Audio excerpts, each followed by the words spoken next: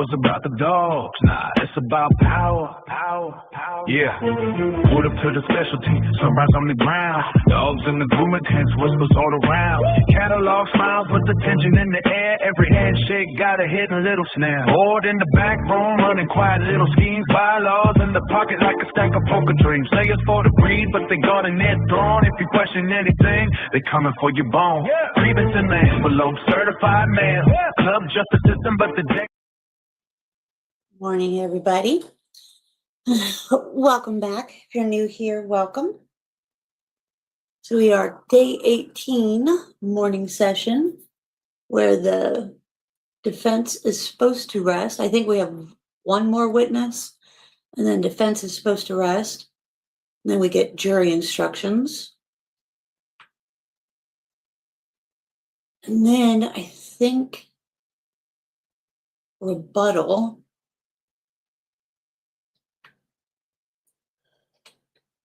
So it's kind of a backwards way to do it. Usually do rebuttal and then jury instructions before jury gets it, which is weird. So I don't know, or maybe they'll do rebuttal and then jury instructions. I don't know. What he said yesterday was kind of backwards to me, but again, it's the Commonwealth. They do whatever they want to do.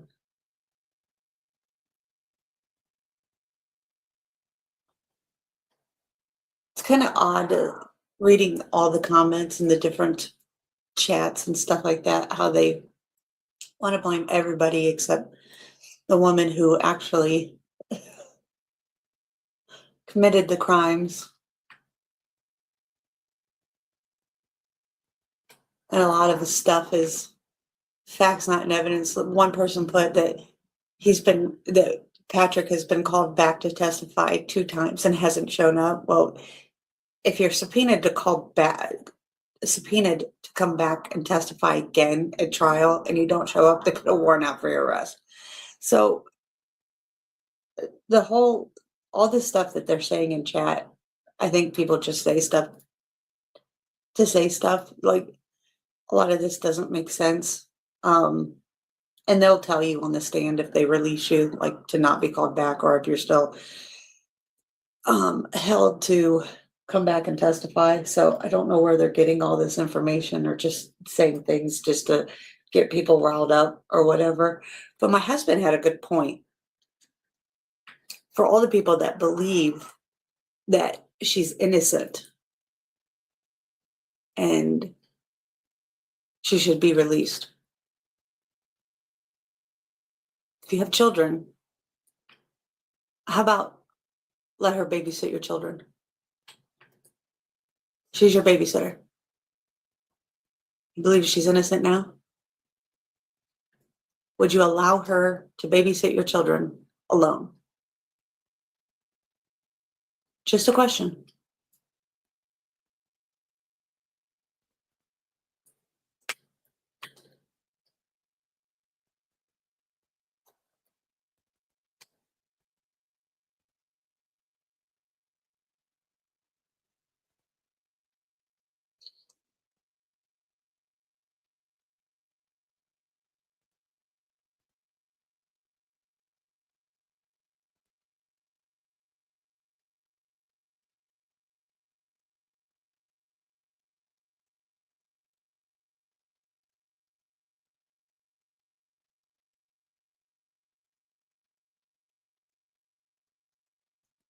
That plays a huge part. And that's what the jury has to decide, right? Whether they believe the testimony, whether they believe that the psychiatrist, her husband, for whatever reason, everyone wants to blame her husband because all men are bad, right? And men didn't do this. And trust me, I believe that he was checked out of his life. But you have to understand and listen to what the testimony is. They got a nanny. He took maternity leave from his job to help her out. He also moved from going to work every day to a home office to help her out. So although he wasn't what I consider a part of his life or a part of like the day-to-day things, he was there, right? So do I believe that he's sketchy? Do I believe that we're not being told the whole story? Of course. But they also, the last 2 days of testimony, admitted she lied to her doctors. So she refused to go to in-house treatment. She refused day-to-day treatment. She lied to her doctors, and all she cared about was getting medication. How did they fail her? You have to answer those questions. Now, do I believe that her parent, whether it was her mother-in-law or her mother, I'll have to go back and look at the testimony again, but was it her mom who said that then she told her and Patrick that she wanted to self-harm and also harm the children? At that point, that's when they should have locked her up without being able to sign in and out. And the question still remains, she was in McLean or one of the hospitals for 5 days, signed herself out because of her daughter's birthday. She could have went back. If it kept getting worse, she could have went back. She was involuntarily, she could have voluntarily went back. If she called the suicide hotlines and they said, well, you don't have a plan, so we can't help you, or, what do you want us to do about it? Like, you act like people are supposed to hold your hand. If she felt bad enough to call the suicide hotlines, what are they supposed to do? What, send police to her house? To then what? Then it would have been the police are, wrongly locking this chick up. What are they supposed to do? Why didn't her family lock her up when they were told that she was going to harm the children? You can literally 151 somebody for 72 hours. But then after 72 hours, if she doesn't want to stay, she doesn't have to. If she, again, lies to them and says she's fine. You have to understand how mental facilities work. Just like she signed herself out. The psychiatrist said, would we have liked her to stay longer? Of course. But she wasn't on a mandatory hold. Again, because she lied. And even her own lawyer said, sitting there talking to the doctor on the stand, do people lie? Do people, not tell the full truth because they're afraid they're going to lose their license? They're afraid the children are going to be taken away, all this stuff. Of course they do. So who really failed who? She failed herself, and then she did this.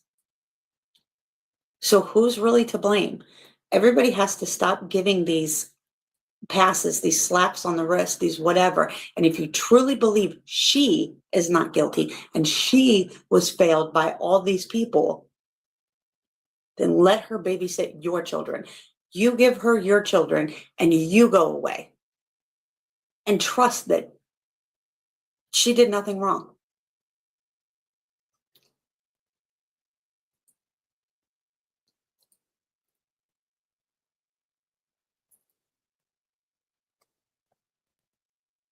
And everybody keeps getting the whole medication confused. She wasn't on all these medications the whole time.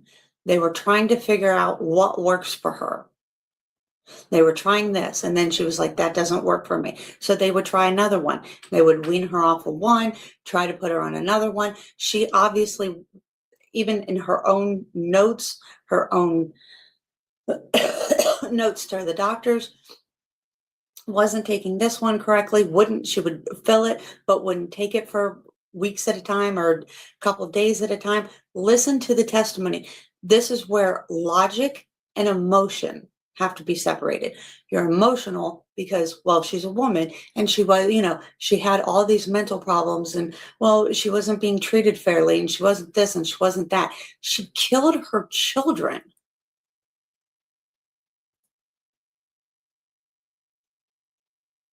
She didn't have to kill her children. And the whole thing is like, there's like this thing of, well, she was hearing these voices. Where did she tell anyone that she was hearing these voices except for on that day? And if she was hearing the voices, like the last doctor said, that was Red's friend, Reddington's friend, then why did she not listen to any of those voices? Then she only listened to this voice on that day after she sent her husband out for a 45-minute trip. Does that not seem premeditated? If this was a guy and he did this and sent his wife on a 45-minute trip and said, leave the children at home, I'll take care of them, you just go do the running around. And she was like, okay, cool. And then he kills the children like the dad who just shot his 3 sons for God. Would everybody look at the case the same way? I don't think so. And this is where emotion of women sticking up for women, because nobody can fathom that a mother would kill her children. But what about the woman who just slit her 3 children's necks? And everybody's saying, this is the crazy thing, is everybody's saying that's absolutely totally different than Lindsay Clancy. Really? Her child was 8 months old or 5 months old? How is that not, how could she not use postpartum?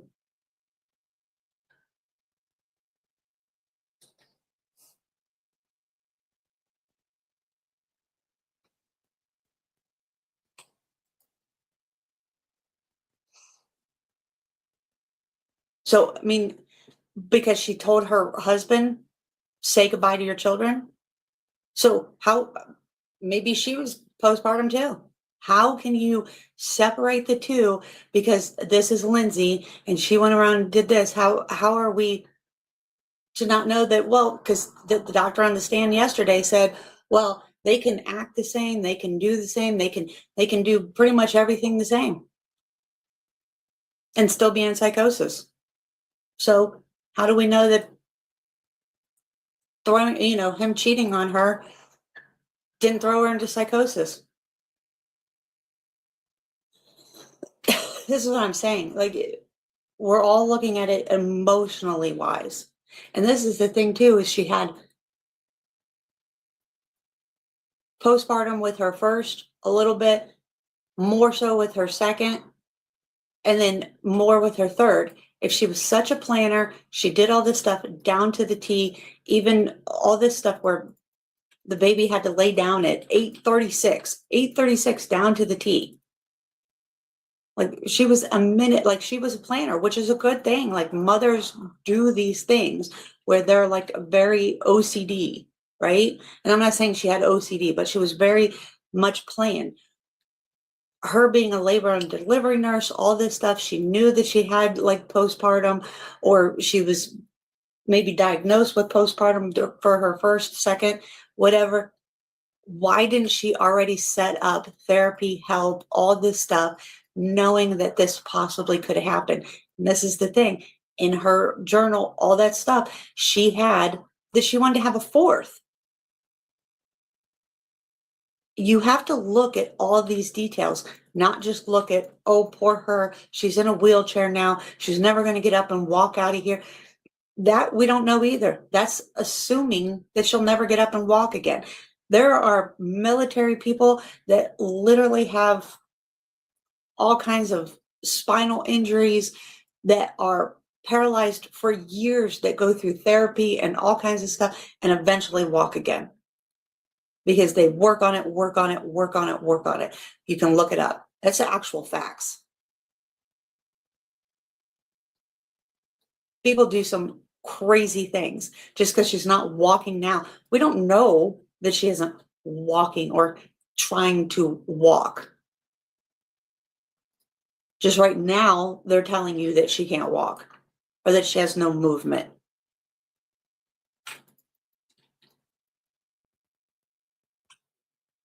And I'm not a doctor, so I don't know that she can't.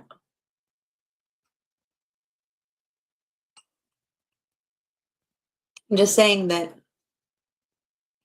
being, going to therapy, being happy about that, doing all this stuff.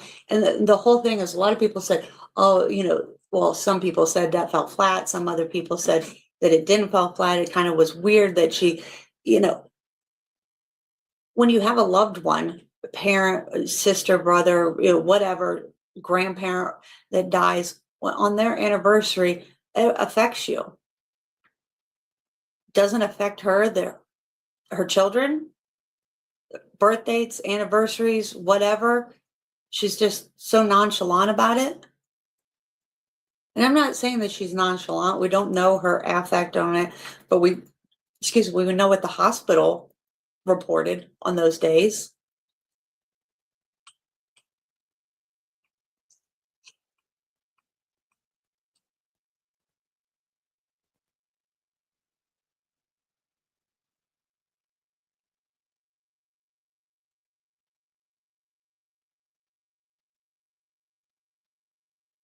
Mm. I mean, those are all things that you have to take into consideration.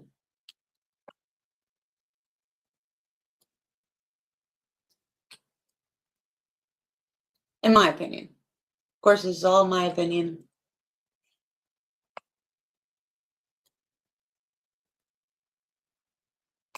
There seems to be a lot of people that think she's not guilty.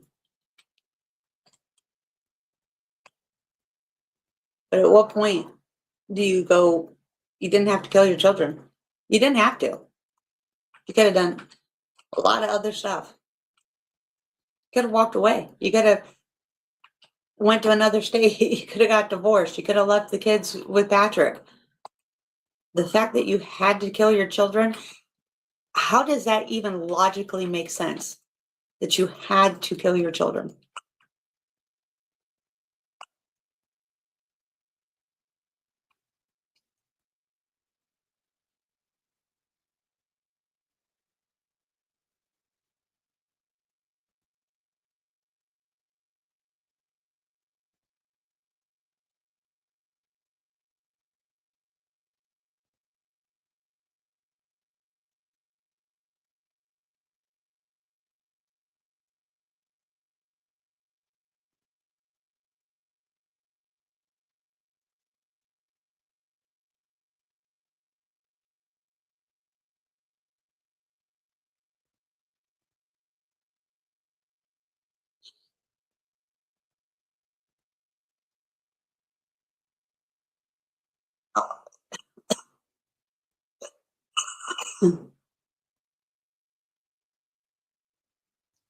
Imagine they're going to be late again, and then we'll have to go to sidebar.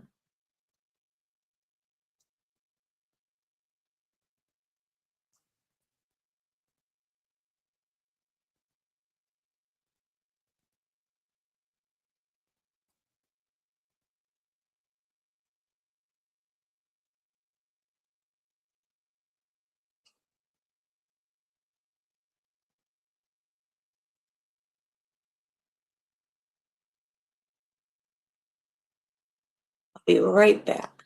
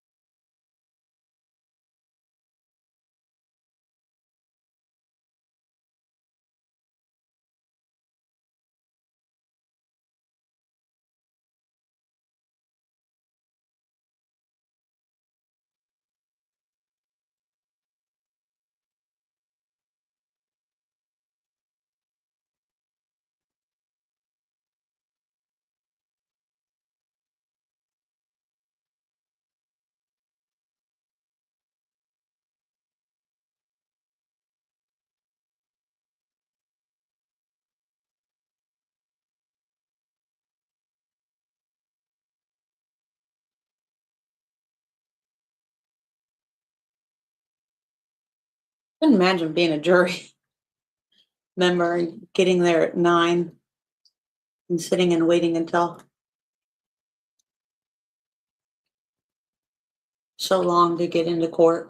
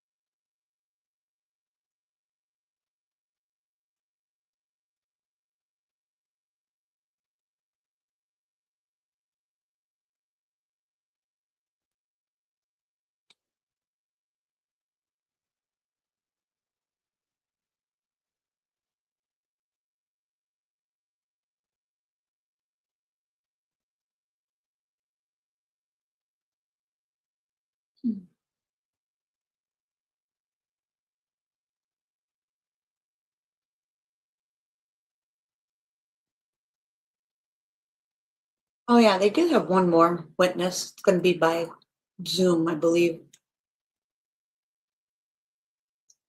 Because he said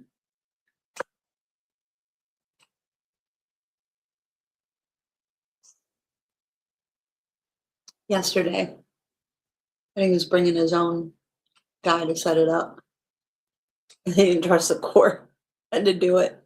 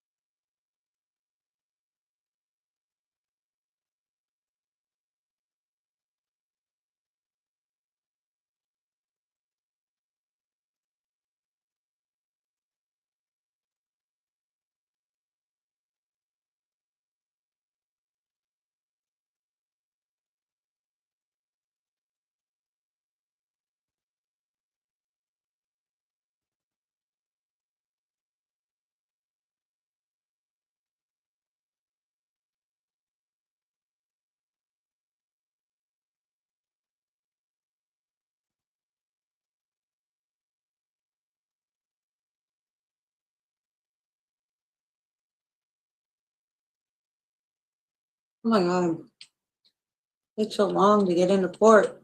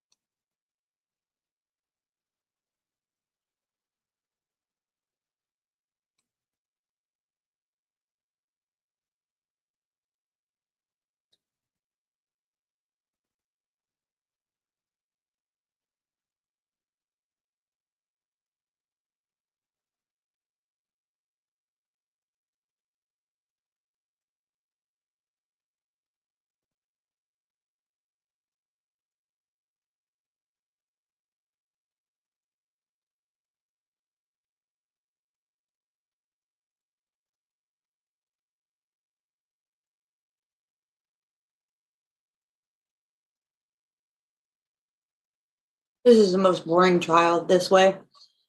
This doesn't normally happen. They usually get into court and it starts and it just flows. All this delay is crazy.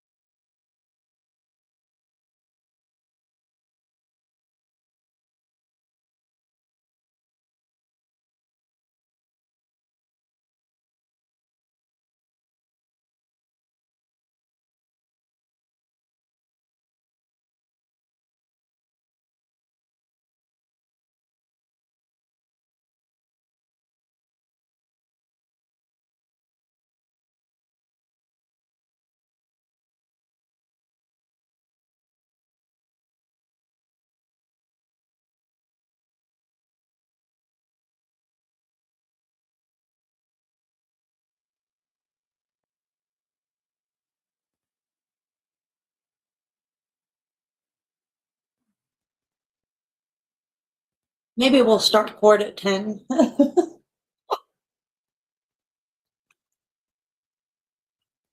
Who knows with this judge?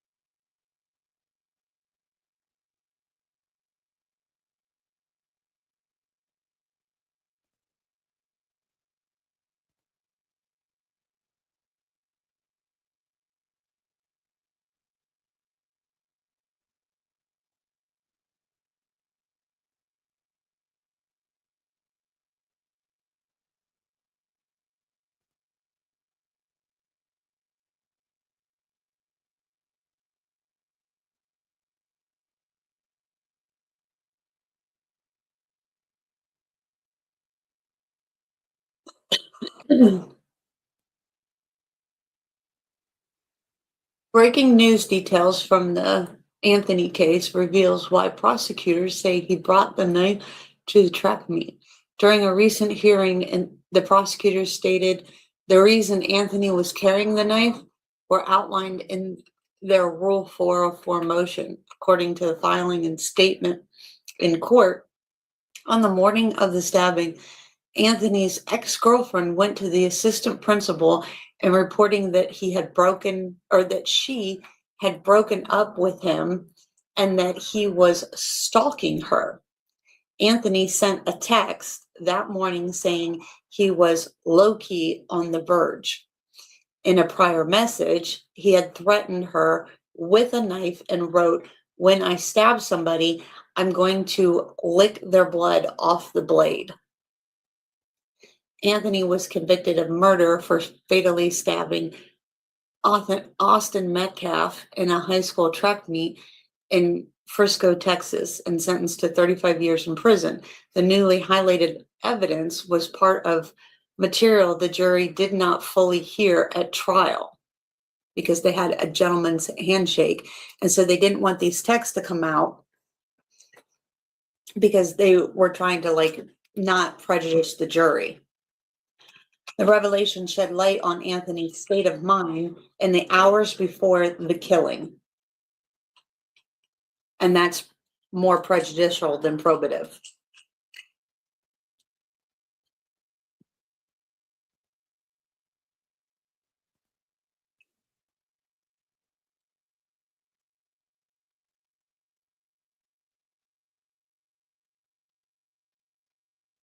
Because they're trying to get a new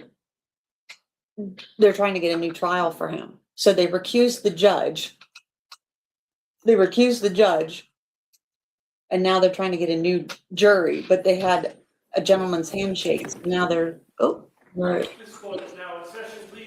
They're telling all the text that they didn't put in because they're like, well, that gentleman's handshake now gone. Yeah. I would not do that. You get life. 35 years is Good morning, everyone. Good morning, counsel. Good morning, Ms. Clancy. All right, so can I see counsel sidebar, please? Oh my God, come on. Sidebar. Mm-hmm.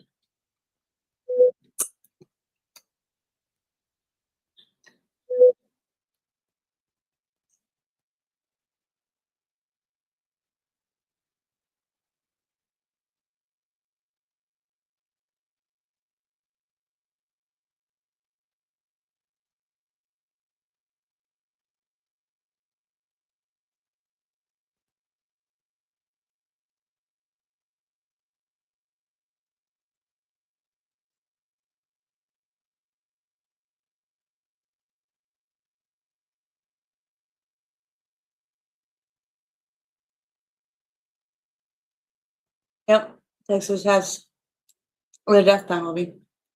I don't know that I would retry this.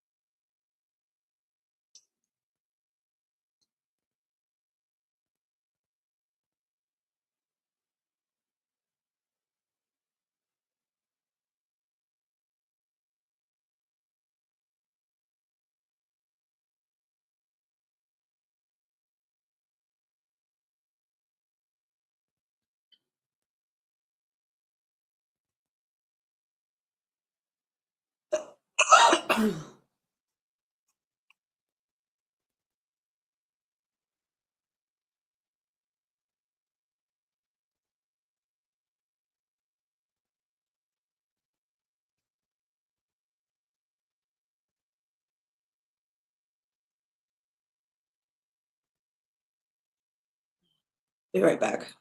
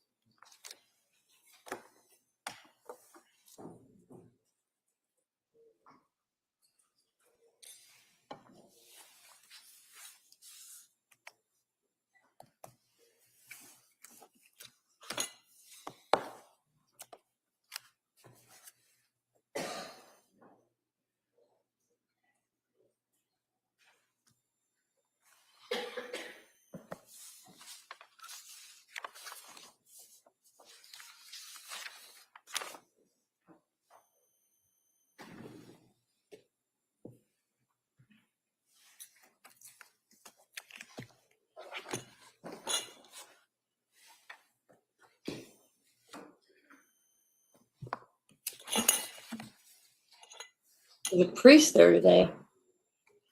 Has that priest always been there every day?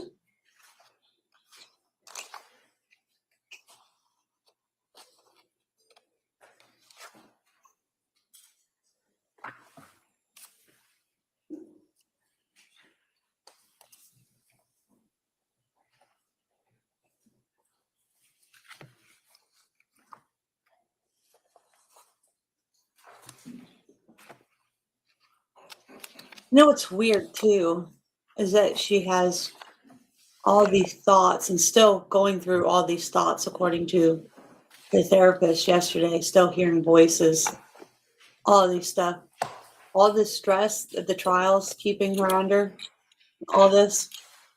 Why isn't she hearing thoughts in the courtroom?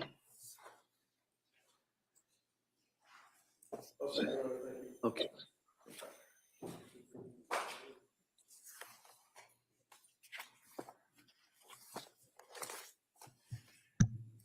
I mean, these are 8-hour days. Just not hearing anything in the 8-hour days. Just only when she goes back to her jail cell or her hospital bed or wherever she's being held. I mean, she's able to interact, able to talk to her lawyer, able to do everything. She's not having any psychosis during the 8-hour court day for 3 weeks. Especially during testimony of autopsies of her children. I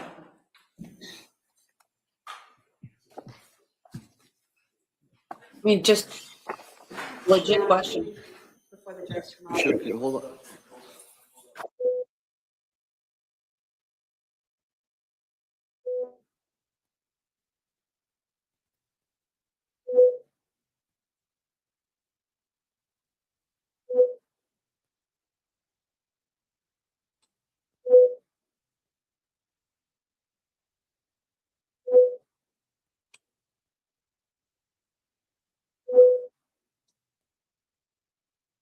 So the medication's working now. I mean, it is 3 years later, so maybe she's not in postpartum now. I mean, I don't honestly understand how postpartum works. Like I said, never had a child, so I don't know. But according to the psychiatrist, she's having thoughts. Court, all rise, please.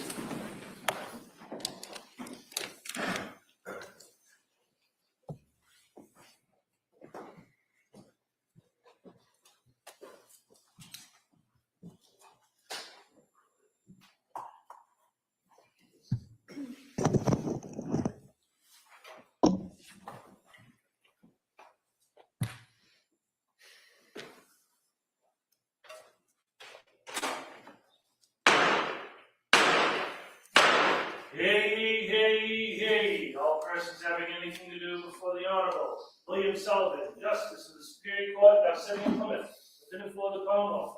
Draw near, give your attendance, and you shall be heard. God save the Commonwealth of Massachusetts. This court is now in session. Please be seated. Please.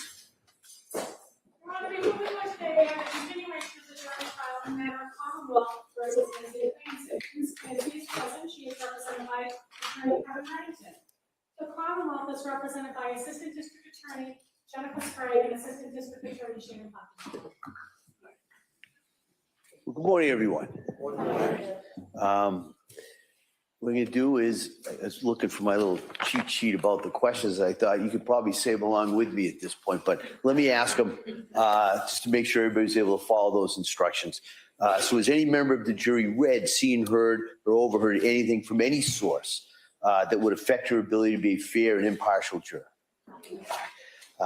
Next question, is there any other serious matter or concern bearing on your service as a juror? In this case, anybody needs to bring to my attention? All right, again, as always, thank you for following those instructions. Now, what the schedule for today is that I would expect a longer day, all right, similar to some of the days we had earlier this week. So what we're going to do is we're going to return to the defendant, who's going to call their next witness. And that witness is going to be testifying by Zoom or over the monitors that you're going to have here. Just there was an earlier witness, I think, who had also testified that way. And so the delay we had coming in here was just setting that up. It should be all set. They kept me away from all the technology, so I think it should be working pretty well. And then at that point, we'll see what we'll deal with after this witness, and then we'll go on from there. Okay? All right. Thank you. Mr. Reddington? Judge. I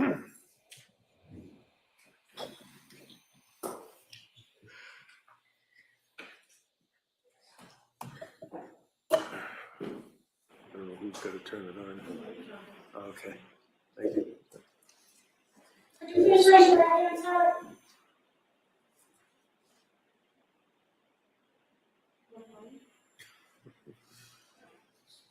Would you please raise your right hand, sir?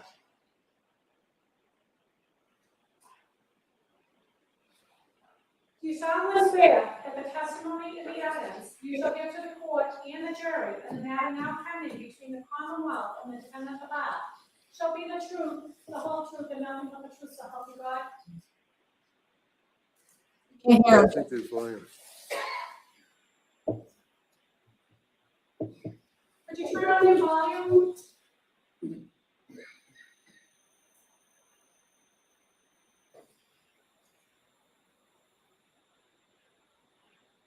You're muted. Okay, I think I've got it. But it's a little hard for me to hear you on your end. If you could keep your voices up, please. You want me to swear him again? Yes, please. Please raise your right hand one more time. You solemnly swear that the testimony and the evidence you shall give to the court and the jury in the matter now pending between the Commonwealth and the defendant at the bar shall be the truth, the whole truth, and nothing but the truth, so help you God? He froze. He froze, all right. Jesus. Yes, I do. Thank Thank you. you. I am able to hear you now. All right. That's All right. right, counsel. Good morning, Doctor. Will you tell us your name in a loud voice so that we can all hear you and spell it for the record? Philip Resnik, PhillipResnick. And where do you live, sir? Where do you live? He's frozen. Can you hear me? You froze up. I can hear you now. Okay. Where do you live? I live in the Cleveland, Ohio area. So this is a delay. Like if I ask a question, there's like a 2 or 3 second delay for your answer. So that's a little difficult, but we'll try to get through it. Can you tell us what you do for work, sir? Yes, I'm a forensic psychiatrist. And first off, the reason that you are not appearing here today in court, He's a is that because you have had recent unexpected major surgery regarding an illness, and as of last week, you've now been released from the hospital and you're at home? I overruled. was discharged from the hospital Tuesday night, and there was a recommendation that I not fly for the next few days. Okay, so you did intend and had tickets to come here and testify, but obviously the court has accommodated us with a Zoom. Yes. Okay. Have you worked on this case with Lindsay Clancy at my request, sir? Oh, this is going to be bad. Yes, I have. Okay. Can you tell the jurors your educational and professional background, please? Yes, I have a bachelor's degree in psychology from Case Western Reserve University. No, it's really low and it's. I graduated high school. Hold up for a second. We're having technical difficulties. I see counsel. Yes. Yeah, this is going to be so bad.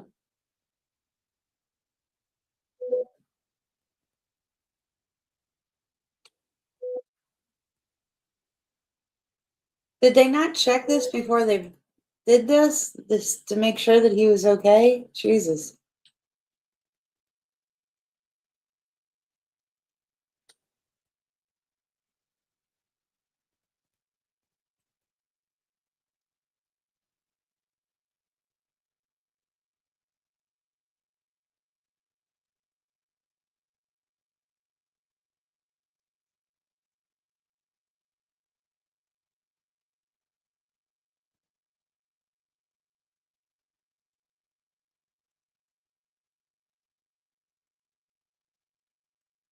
How old is this guy? He's got to be like, he looks like he's 90 years old.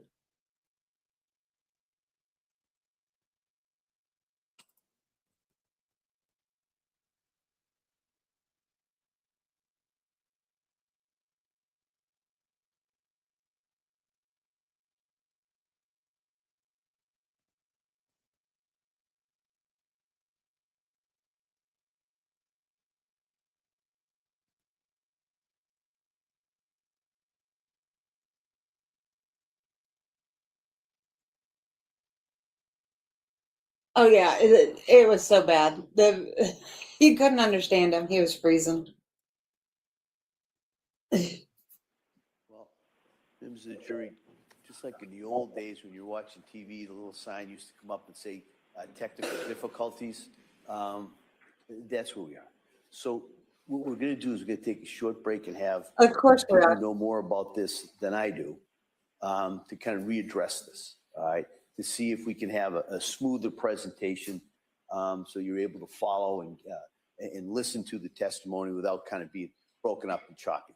All right, so I'm going to ask you, well, I hope it's a short break, but that's the goal, is to get this in a manner that is easier for you to hear and absorb this information. So we're going to take a short break, I hope, and we'll see you in a couple of minutes. All right, thank you. Yeah. All rise, please, jurors Worthington exit. is frustrated. I would be too. Like this is like, why didn't they test it to make sure?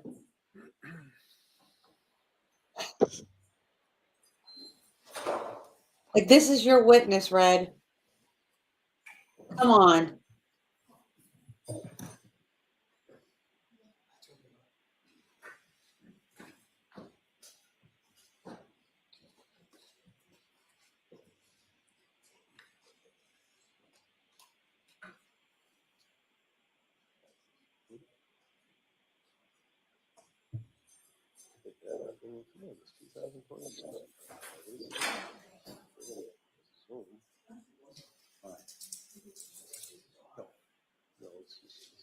Just have him call in my All right, so we'll phone. be in a short recess.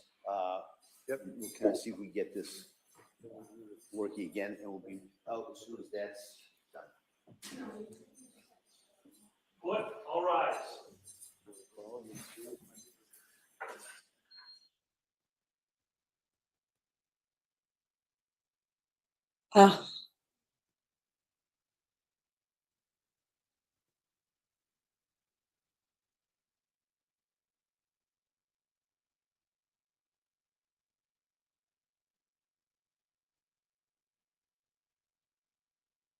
I don't understand why this is so difficult. Like, everything is done by Zoom nowadays.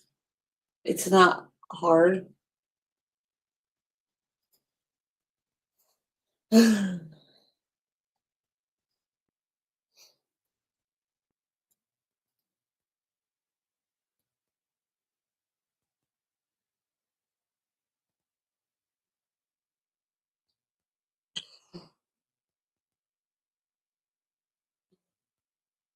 This is what kills the jury, though. You know what I mean?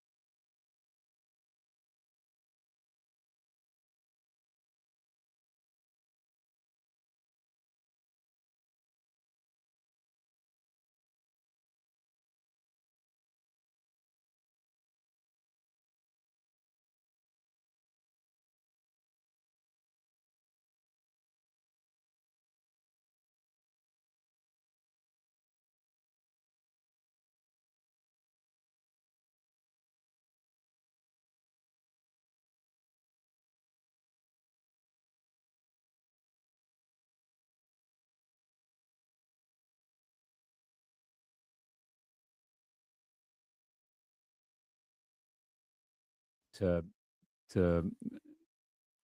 we see what happened with Carmelo Anthony, and you said it was a tragedy. Yeah. What did you mean by that? Well, I've done a lot of work in the State House on justice reform, and right now we've got a system that doesn't serve all Americans equally, and we know that Black Texans have been have not gotten the justice they deserve in many cases. And I'm not an expert on this particular case, but I know that there were no Black members of the jury, and to me, that's the only evidence you need to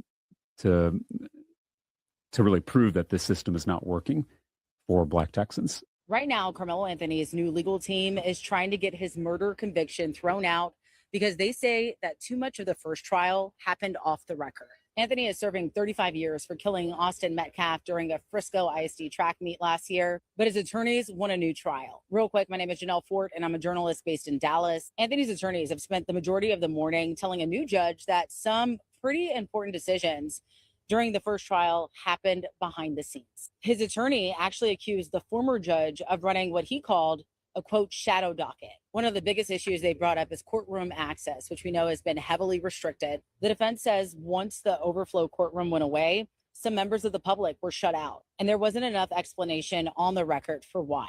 Then there's also this so-called gentleman's agreement. Both sides agreed to keep certain character evidence about Anthony and Metcalf out of the trial. The defense says that agreement broke down, and that played a role in Anthony ultimately deciding not to testify. Prosecutors are pushing back hard. They say Anthony's original attorneys agreed to those arrangements, and that this case came with an extraordinary security situation and a ton of outside pressure. Now, for some context, new trials aren't granted very often here in Texas. So Anthony's attorneys don't just have to show that things got messy. They have to convince this judge that what happened was serious enough that that conviction should be overturned.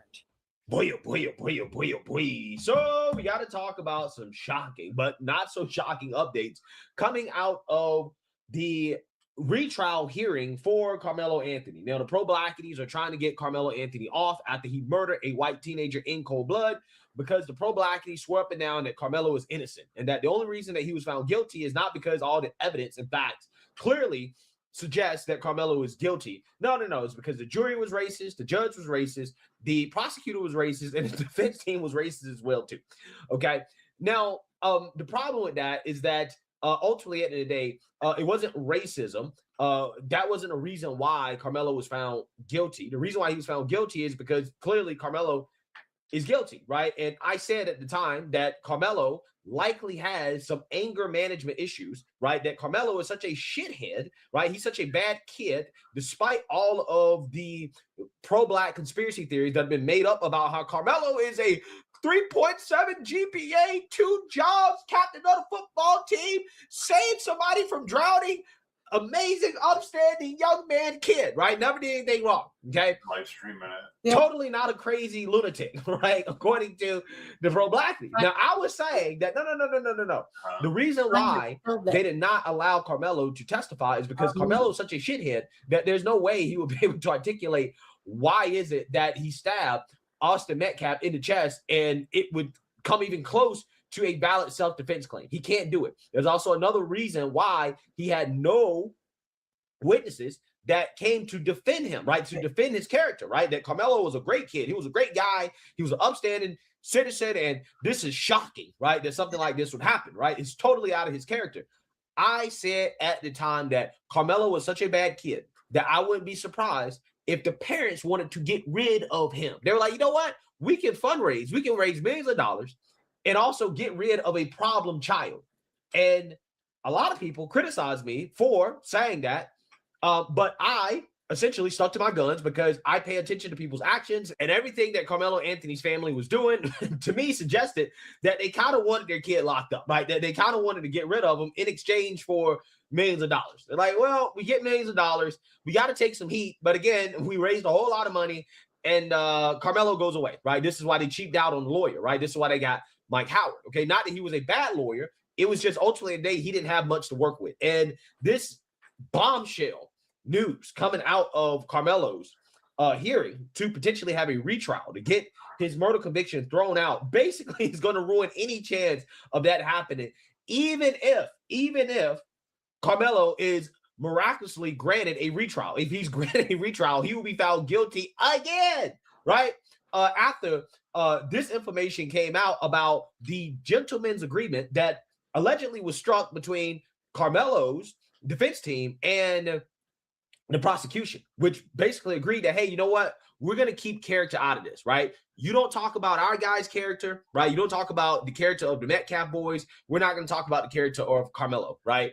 And honestly, the prosecution agreed to this because they didn't need to talk about Carmelo's character in order to convict him, right? If anything, not talking about Carmelo's character actually benefited Carmelo and probably saved him from doing life in prison, because after this information we go over here, I think that Carmelo certainly deserves life, okay? This guy should not ever be allowed out of prison, okay? As bombshell report from Mary Ann Martinez, she says that on gentleman's agreement struck during Carmelo Anthony's June murder trial, Wilson says character information about Austin Metcalf and Hunter Metcalf were kept out of the courtroom. He adds that Anthony's previous legal team also kept out information about Anthony, such as previous aggressive behavior, text messages about a night. Now, the reason why this is coming up is because of the fact that the pro-Black Race Hustler Avenger legal team that currently is representing Carmelo during this hearing, they are basically trying to challenge this and trying to find any way they can to get Carmelo off, right? Or to at the very least have some type of retrial. And one of the angles that they're using is that, well, see, this gentleman's agreement that was struck between Carmelo's previous team and the prosecutors, that interfered with Carmelo's ability to get a fair trial. Now, that's the argument. It's a very desperate argument, right? It's a Hail Mary, but that's the argument being made. The problem is that this argument has backfired because the prosecutors basically revealed, again, why is it that the defense actually came to this agreement? And like I'm telling you guys, it's not good for Carmelo at all. Okay, this is the bombshell. Yeah, John, today we are hearing a lot of new evidence that was never made public during the trial, including details of what investigators found on Carmelo Anthony's phone and why it is that they believe he took a knife to this track meet last year in April. During opening statements, prosecutors revealed Anthony had a documented pattern of obsession with knives and guns. In one text message, Anthony allegedly fantasized about stabbing someone, writing, "When I stab somebody, I'm going to lick their blood off the blade." Prosecutors say they also have numerous examples of Anthony's desire to start fights and to be in fights, and they argue that's what he went to the track meet to do that day. The reason none of that came out at trial is that the defense and prosecution had what they're describing as a gentleman's agreement, an off-the-record understanding that neither side would go into character evidence, including allegations of violence and bullying by Austin Metcalf. Instead, both sides would focus on what happened under the tent the day of the stabbing. The defense now argues that Anthony chose not to testify in his own defense because at the last minute of the trial, prosecutors reversed course and told them if Anthony takes the stand, it would violate their agreement and open the door to all of those character issues being brought out. That agreement is a key part of the defense's argument as to why it is that Anthony deserves a new trial. And that's something we're going to continue to hear a lot more about through the rest of today and possibly into tomorrow. John? I would assume if he gets a new trial, all of the stuff that was presented in court today would probably be admissible, yeah? Yeah, it absolutely. Prosecutors have already said that's part of the reason both sides agreed to this deal is because they didn't want to further enrage this public debate that was happening outside, where this was really, they felt, throwing gas onto an already big fire if they brought out a lot of these character attacks. Of course, going forward to the next trial, that agreement would not be in place. And all of this would be fair game. Prosecutors have said they would have brought all of this up if it weren't for that agreement. Well, it's all out there now. Garrett Tenney for us in McKinney. Thanks, Garrett. Carmelo Anthony's girlfriend, Valeria, went to the school the morning of Austin Metcalf's stabbing, April 2nd, 2025, and told school officials she had broken up with Anthony and he was stalking her. 1 hour later, Austin was dead at the track meet, according to Collin County prosecutor Bill Worski, who revealed at Carmelo Anthony's hearing for a new trial today. Quote, "I'm low-key on the verge," Anthony said in text the morning of the stabbing.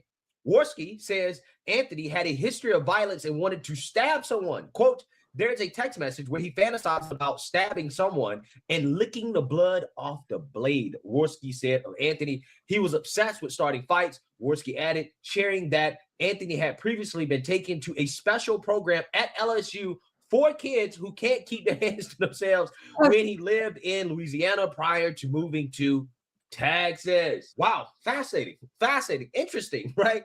These are pictures of little Carmelo here at LSU. Now, again, was this the time when he was sent to a bad kids camp, right?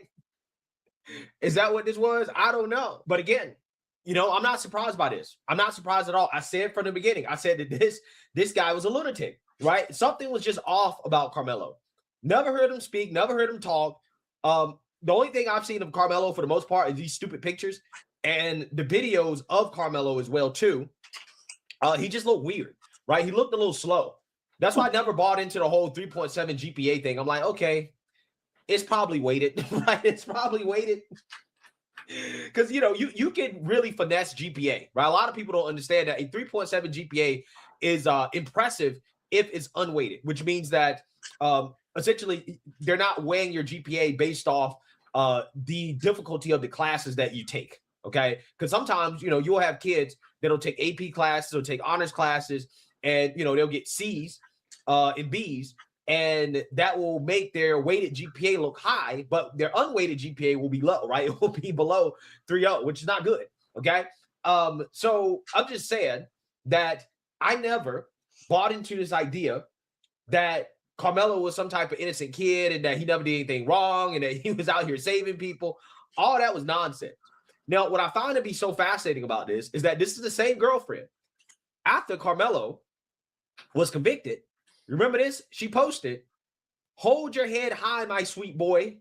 She continued, "You're not alone. We're fighting for you always." Now, I said at the time when she posted this, I was like, it's only going to be a matter of time before she got another man, right? She going to go find,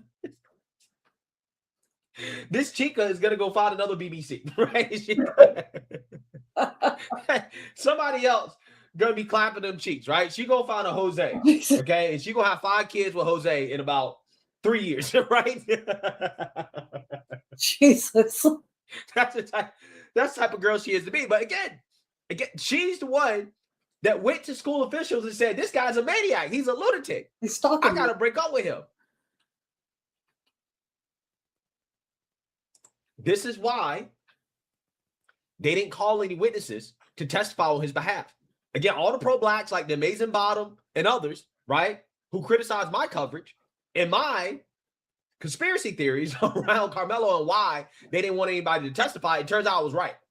Because again, I just use common sense, right? I pay attention to people's actions and I say, okay, your actions aren't adding up. Your actions suggest that Carmelo was a bad kid. The fact that nobody would testify on his behalf to say, oh, Carmelo was great, he was an amazing kid, tells me that he had a reputation for being a shithead. I remember when this first happened, there was videos of students saying that, yeah, Carmelo was known for fights and stuff, right? Fights and stuff. This is what was said. He was known for fights at school. So it was known that he had anger management issues, and everybody knew that this guy was a lunatic. I showed the video during the track meet after he stabbed Austin Metcalf in the chest. He ran away, and a coach went and grabbed Carmelo, right? They tried to make it seem like Carmelo was running away crying because they were trying to jump him, and he was trying to go to an adult and tell him what. No, that's not what happened at all. Carmelo was trying to run away like a little criminal, right? Like the criminal that he is. And a coach caught him. And as the coach was bringing him back to the field, Carmelo, like, pulled away from the coach, right? Basically trying to fight the coach. Again, this is all video. And it was very clear, in my opinion, what the character of Carmelo was. Again, his parents don't even want him. This is why they were okay with having him go through the whole trial, right? Instead of just begging for forgiveness, begging for a plea deal. Had he shown any remorse, he may have got 10 to 15 years. But he has been misled by the family. He's been misled by the race hustlers, his handlers, because they know that Carmelo's a bad kid. And they're like, well, he kind of should be in jail. Let's make some money off of it, right? And that's what's happening. Sarah Field says, for those asking why these things were not brought up during the original Carmelo Anthony trial, there was an agreement not to bring up the history of either side. The prosecution agreed to this because they knew they had enough evidence from under the tent to convict Carmelo. Carmelo's defense agreed. I'm sure you understand why now. But since defense attorney Mike Howard decided to air out the small incident involving quote unquote graffiti from the twins, the prosecution did not hold much back today. That is why you are now hearing about Carmelo's past behavior. I hope you all understand that if a retrial is granted, everything, text, behavior, history, all of Carmelo's dirty laundry could potentially be aired. And I promise you it's not good. Yeah. Carmelo's cooked. Carmelo's cooked. It doesn't matter how this goes for the pro-blackies, right? Let's say there was some type of legal error, right? In which, Carmelo didn't get a quote unquote fair trial. He gets a retrial. He's going to get convicted again. Because next time, maybe more, the prosecution is not going to agree to a gentleman's agreement that is going to help out the defense, because that's essentially what they agreed to. They said, well, we got enough to convict him. Let's not pile on, right? He's already going to do about 20 to 35 getting bent over. Why do life get bent over, right? He's only 19 years old, okay? There was mercy shown upon him, but turns out that mercy was not deserved. So again, if these people want to play with fire and have this trial be done all over again, just to have this reveal that, oh yeah, Carmelo is actually a bad kid, right? That he's a raging lunatic, that his girlfriend broke up with him because he basically suggested that he was going to try to kill somebody. He wanted to kill somebody, right? He wanted to commit acts of violence.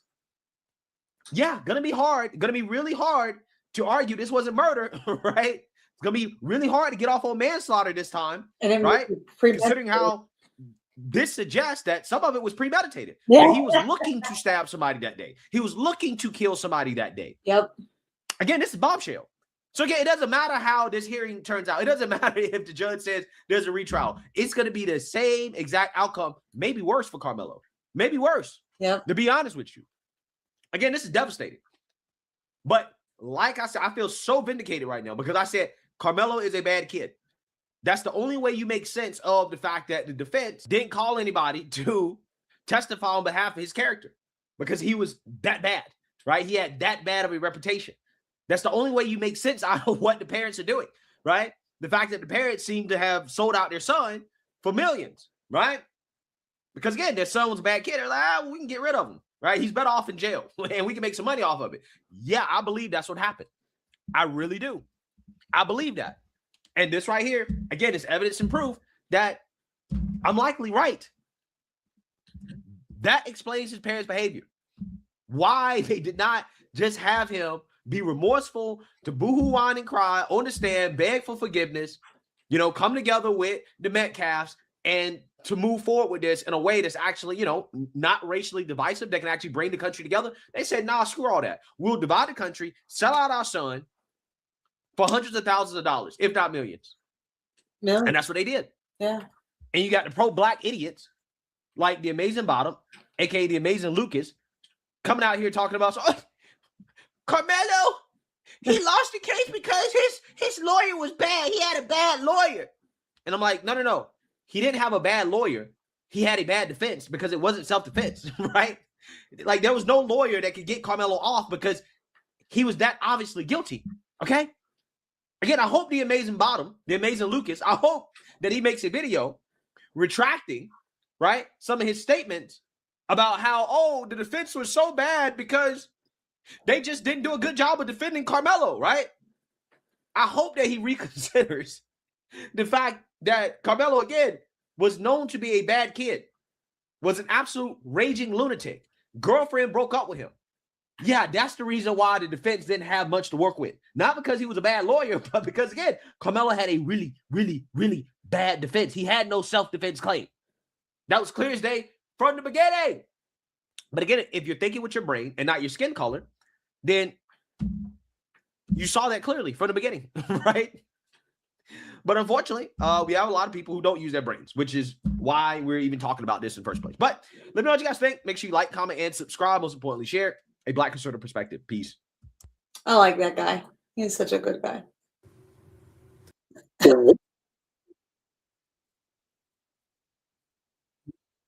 I like Lawyer now too.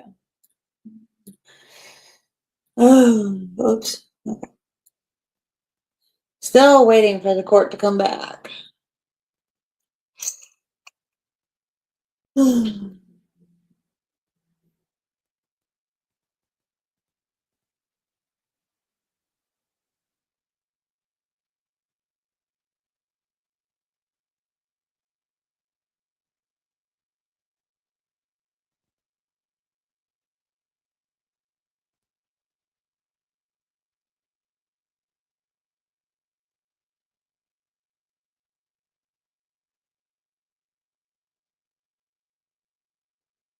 This is about the Nolan Wells thing.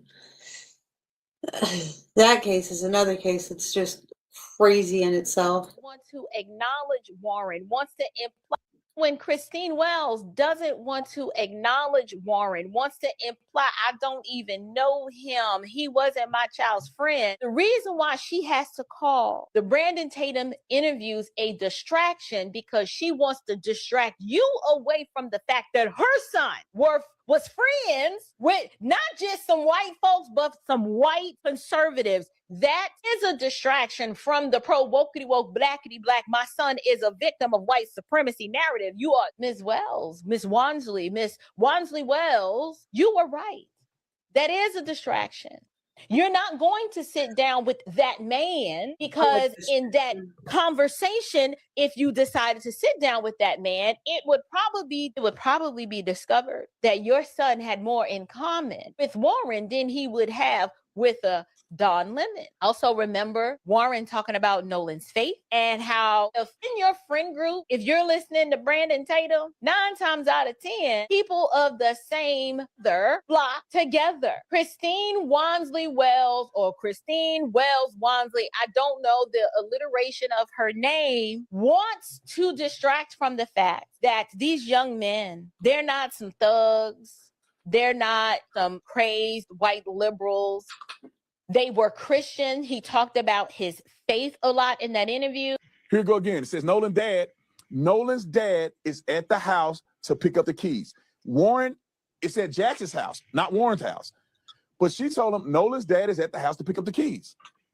Hey, Warren, what kind of sunglasses was Nolan wearing yesterday? I'm pretty sure Ray-Bans, Miss Christine. Then he goes on to say, hey, Miss Christine, just wanted to check in. We went out this morning to look, and I've been on and off the phone with Jackson County Sheriff's Office today. If you need anything at all, please don't hesitate to reach out. Do I quit the show now or what? What are we talking about? Why is it that when they're having this conversation on the 5th, the 4th and the 5th, that in the media, oh, these boys didn't even care about him. These boys didn't go searching for him. These boys deleted stuff out of his phone. These boys did all this other stuff. These boys didn't kill him. But the communication on the back end looks like this until Benjamin Crump gets involved. Right. Okay. Let me continue. She says, thank you. We are all praying for your family. We appreciate it. What is the make? Go back. What is the make and model of boat you guys were on? What does he do, y'all? He says, Nolan went out on the 22 Triton offshore. I was on the 24 Tide Line on the way out. We were on separate boats. I went back on the Triton. DMR and the sheriff's office have all this information also. Boy, oh boy, oh boy, oh boy, oh boy. So we got to talk about the grip that keeps on grifting. The Nolan Wells murder mystery that, in my opinion, is not really a mystery. I think it is likely that Nolan got too drunk and he drowned. But the parents, along with the race hustler Avengers, Ben Crump and Al Sharpton, have used this story in order to divide this country based off racial lines because it is very profitable to do so, right? It's the unfortunate reality of essentially the country that we live in. And that is why I feel like my job is so important to go after these race hustlers, to expose them, to expose the grift for what it is, and hopefully we will live in a country where this is not a thing. But as long as this is profitable, as long as it is lucrative, it will continue to be a thing, unfortunately. But we must do what's right, okay, which is God's work. And I think that some of God's best work is exposing these lying grifters, right? Because they are dividing this country, this great country, based off racial lines, racial divisions that really don't exist anymore, right? But they've tried to convince a certain crowd of really ignorant black people and whites as well too, that this country is systemically racist, and that places like Mississippi, there are places where black people are being indiscriminately killed and lynched by whites, even though they have zero evidence whatsoever to back up these claims. It seems as if the supply of racism is not nearly enough to meet the demand. So with that being said, we have to get into these bombshell text messages that were leaked courtesy of Sarah is Censor, aka Sarah Fields, the same journalist that did God's work when it comes to exposing the race grifters in the Carmelo Anthony case, in which they spread a whole lot of conspiracy theories and lies in order to raise money off of a black teenager killing a white teenager in cold blood doing a track meet. They try to excuse it. They try to get Carmelo off. They're still trying to get Carmelo off. But Sarah, again, was a very important part of exposing this grift for what it was.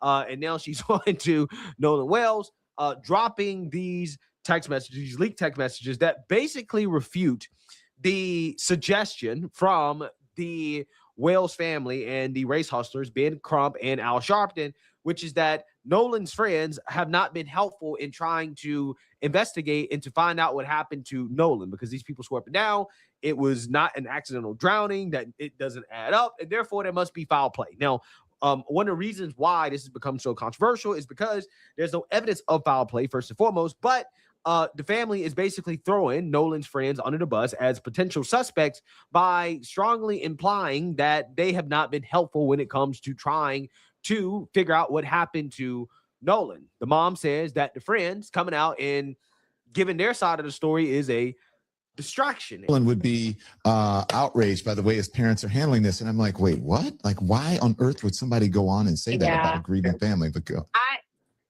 Again, distraction. We're not even going to address them or that man. We only want the truth. Again, at the end of the day, I'm going to say it like I've been saying it. The only question we have is what happened to Nolan. That's what we need to know. That's it. That's all. But I think that the real distraction here really is Christine Wells, because turns out she has been lying about the communications that she's had with the friends and how helpful they've actually been when it comes to trying to figure out what happened to her sons, right? She's basically smeared them and threw them under the rug, right, as fake friends, right? Oh, they're not real friends of Nolan.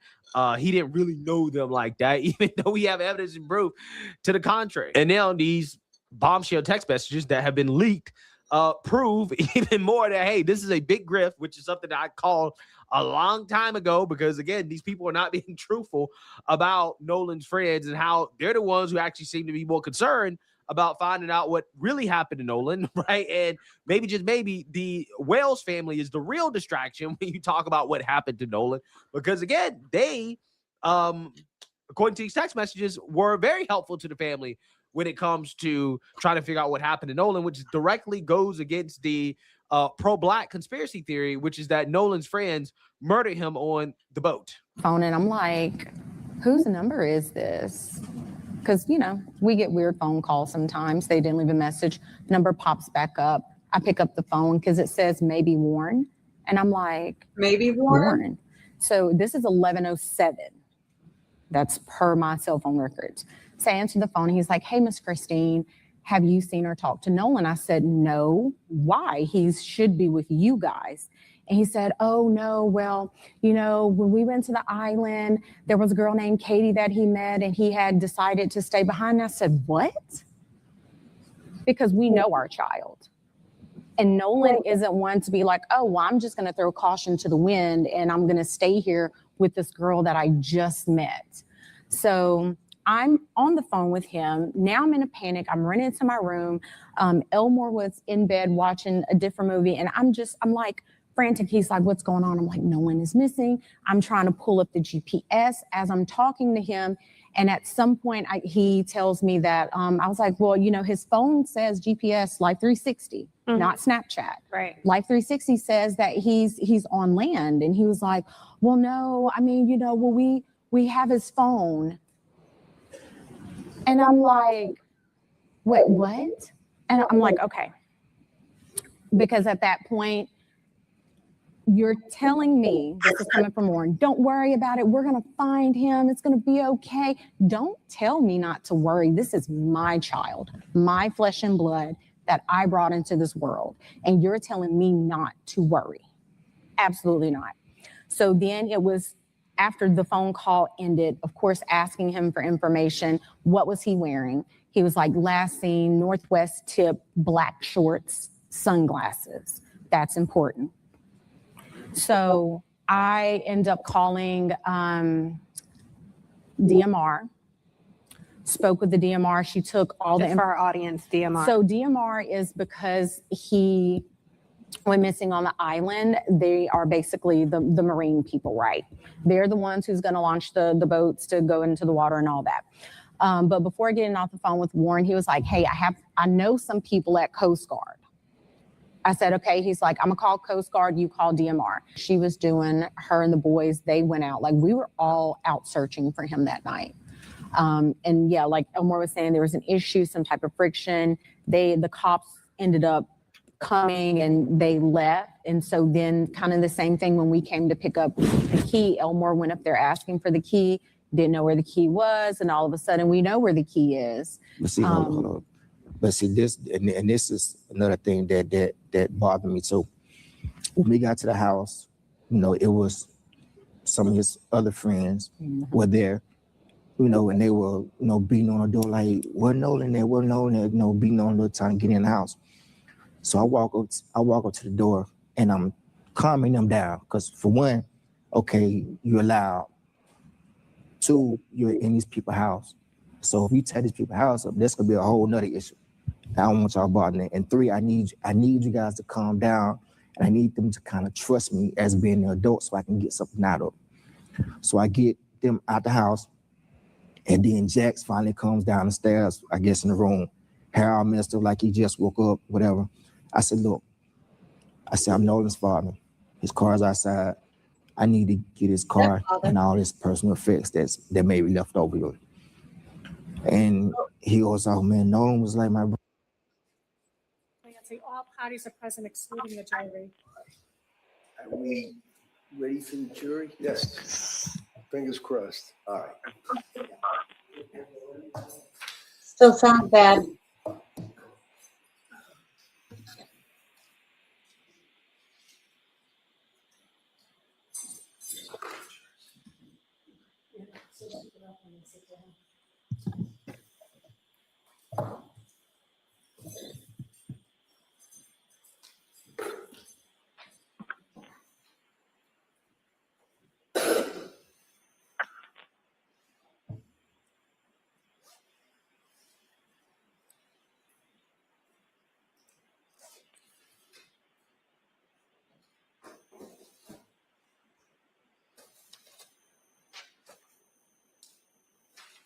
I'm leaving.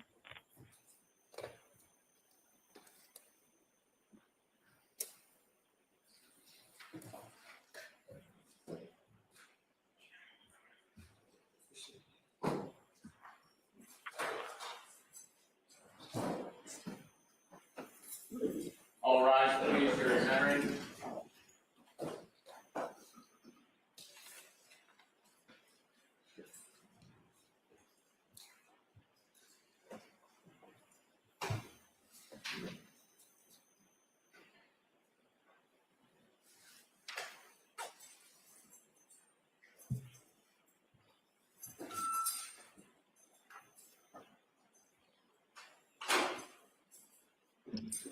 Court is back in session. You may be seated. For the purpose of the record, we return back to the trial of Commonwealth versus Lindsay Clancy. All parties are present, including the defendant and including the 18 jurors. Thank you, Madam Clerk. Members of the jury, we're going to give it another go. All right? All right. Go ahead. Okay, thank you.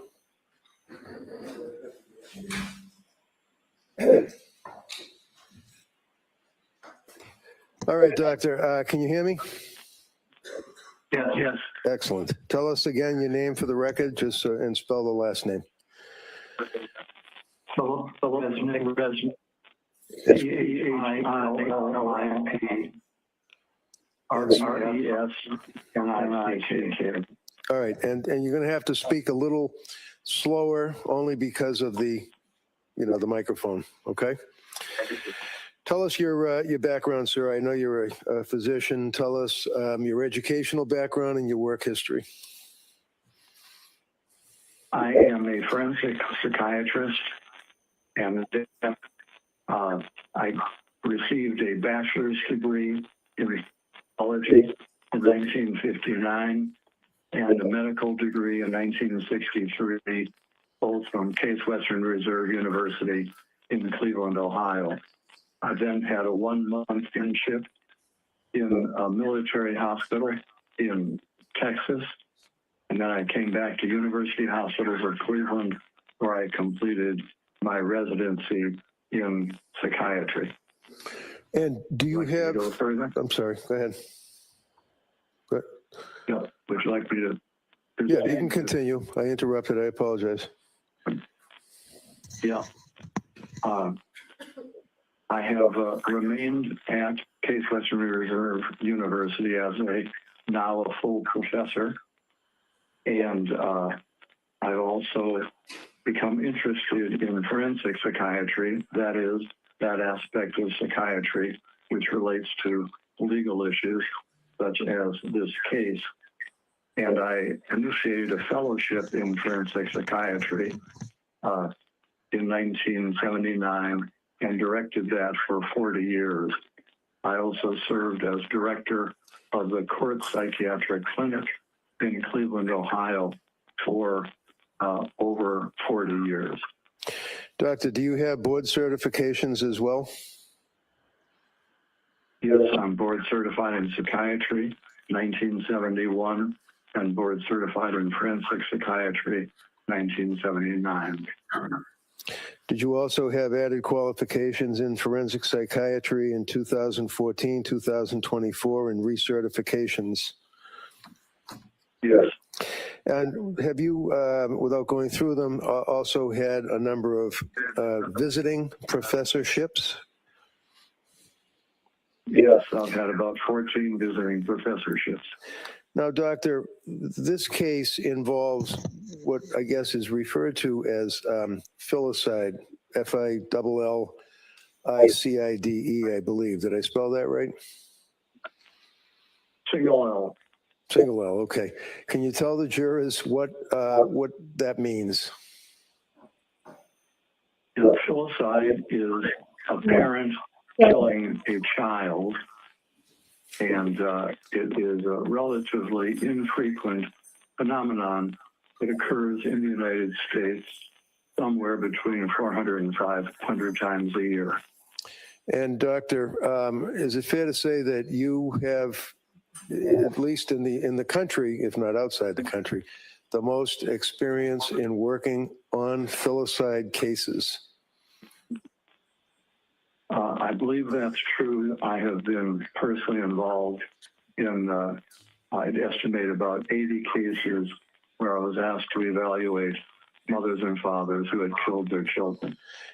And the question that I have, Doctor, is have you had occasion to work on cases that found themselves in court where you gave testimony either for the government or for the defense?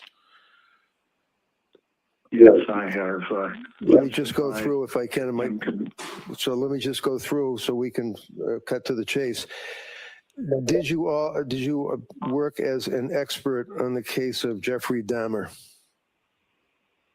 Yes, I consulted to the prosecution in that case. Did you also work on the case of what is referred to as the Unabomber, a fellow by the name of Kaczynski? Yes, I was also a consultant to the government on that case. Did you also find yourself consulting on the matter of, in Florida, the Commonwealth versus or the state versus Casey Anthony? I was a consultant to the defense in that case, but I could not be helpful. Did you also work on the matter of Andrea Yates? Yes, I testified for the defense in both of her trials. Did you also work on the case of what is known as the Aurora movie theater shooting? Yes, I was a consultant to the prosecutor in that case. Did you also work on the case involving the Oklahoma City bombing courthouse? Yes, again, I was employed by the government in that case. And in addition to those cases, did you also, in your practice, consult with the defense as well as the prosecution on a number of homicide cases, many of which involve filicide? Yes, I have. All right. In the course of this case, sir, did I reach out to you and ask if you would assist me in evaluating Lindsay Clancy? Yes, you did. And can you tell the jurors when and for how long you would actually interview, whether it would be Lindsay, whether it would be third-party contacts? Just give us an idea as to how you evaluated her. Yes, about 4 months after the crime, I did a personal evaluation of Lindsay and her parents to gain information. And I spent 3 hours interviewing her on that date. And how long did you spend interviewing third-party contacts of her parents? An hour and 50 minutes. And this would be in May of 2023?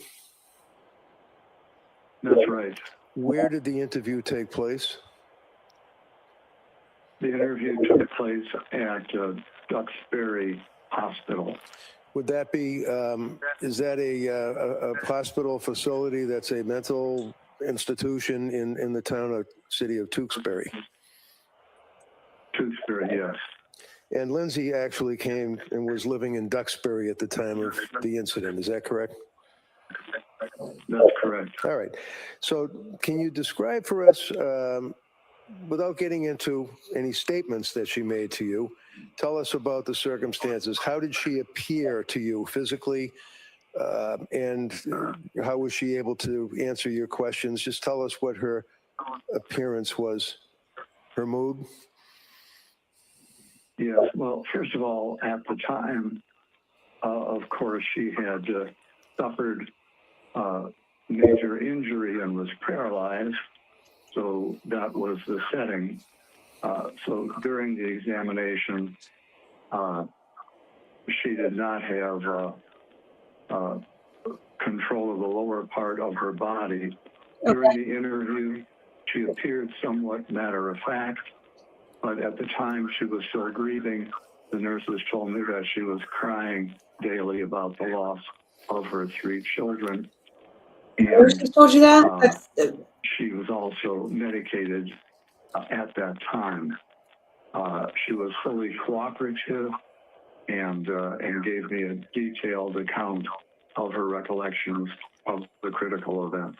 Did you make an observation of her affect? Did she appear to have what you refer to as a flat affect? Yes, she did have blunted affect. That is, her emotions were not as you would expect. Her feeling tone was muted. Muted? Is that what you said, muted? Muted. Okay. Yes. Now, Doctor, in the course of evaluating this case, and again, in the interest of time, would you agree that you had a chance to review a number of items to assist you in your evaluation? I reviewed extensive records in this case, both records referring to Ms. Clancy's mental illness, how it developed, who her treaters were, and then also I was able to evaluate records after her conduct. And that would include police reports? Extensive police reports, yes.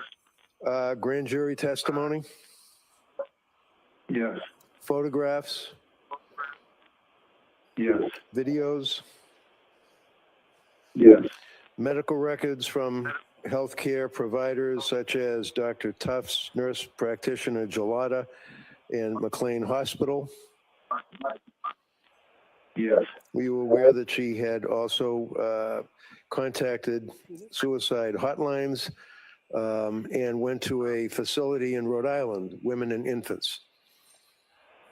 Yes, I reviewed all those records. So with all of that information, doctor, that you had access to, did you also have the opportunity to review any records from, let's say, the government's doctors, Dr. Helbrun, Dr. Mack, Dr. Satoff? Yes, after I prepared my report, I was aware that there were 3 experts employed by the prosecution, and I was able to review their reports in detail also. Okay. And your report is actually dated, you saw her in 2023, and you prepared your report ultimately after your evaluation in September. Do you know when the government's doctors' reports were available to you? Was that recently? My recollection is that they did their evaluation about 3 years after the crime, and I had the opportunity to see her 4 months after the crime. Now, did you also have occasion, sir, to see from Dr. Helbrun, government's doctor, psychiatric testing? Yes, I did. Can you tell us, for example, was one of the results on the psychiatric testing a test that he administered for the government called the MMPI, or Minnesota Multiphasic Personality Inventory Test? That was a psychological test that he administered, yes. And do you recall from reviewing the records what the results were? Was she faking, was she lying, or was she telling the truth? And Action. The results showed no evidence of faking. Hold on. They didn't bring their doctors in, so how are they those facts are not in evidence?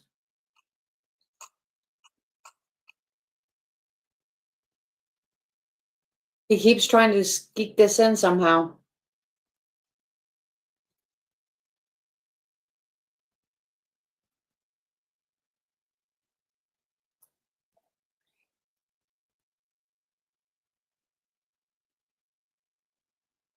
Get him. I don't care.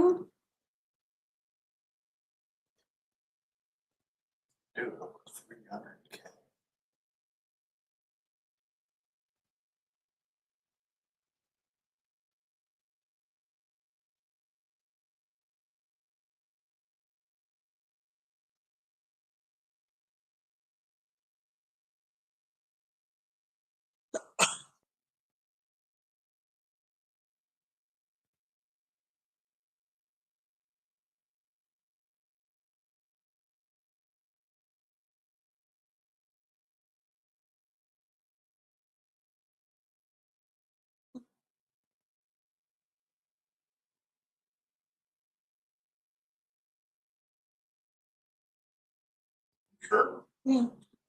But then that's all this week, yeah.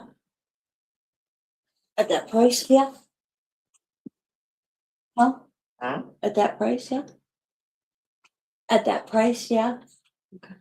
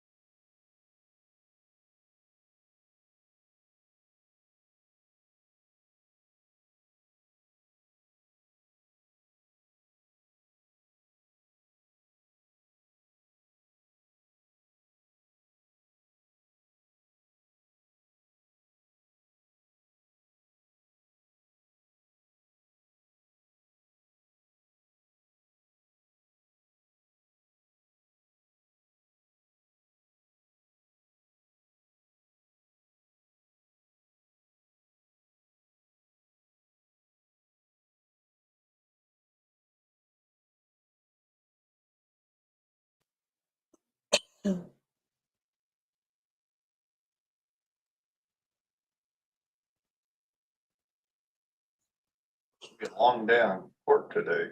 Sure ain't doing much. Well, it's because he keeps trying to bring in evidence that it's facts, not evidence, right? So they didn't bring in in their case in chief, they didn't bring in the doctors that they had evaluate, and he keeps trying to bring it in. They keep going up to sidebar,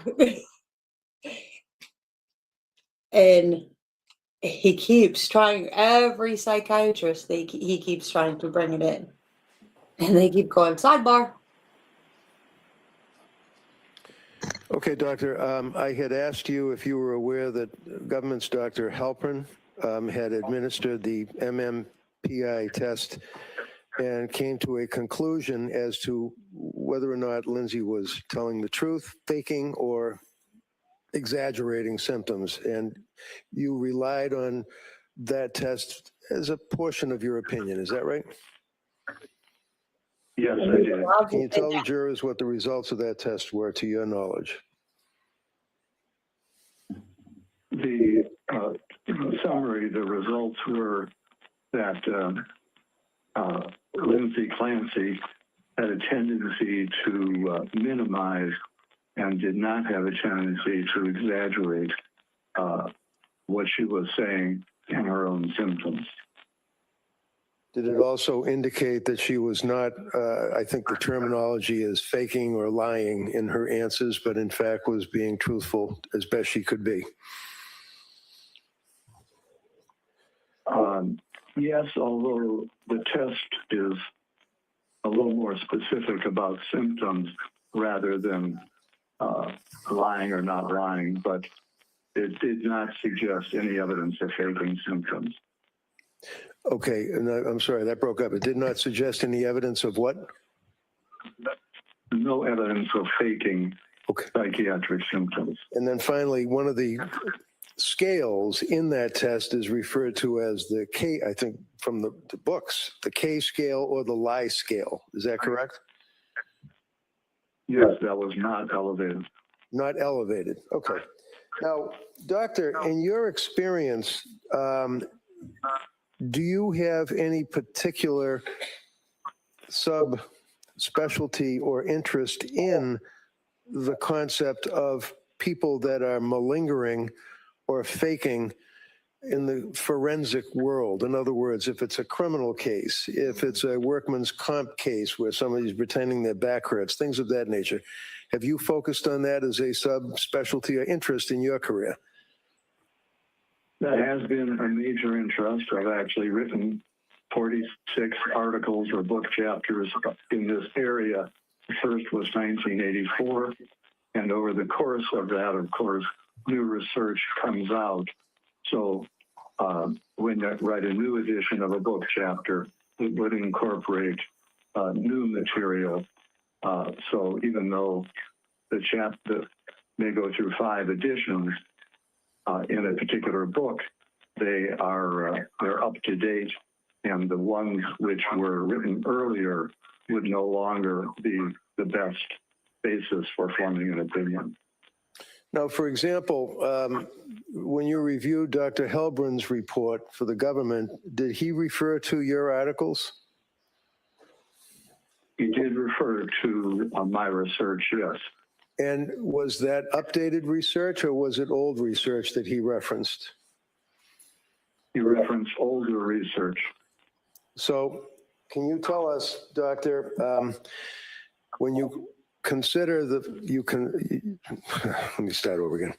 When you reviewed Lindsay's medical records, you also reviewed the psychopharmacology, in other words, the medications that Dr. Tufts and Gelada and all of these other doctors had prescribed to her during that period of time? Yes, I did.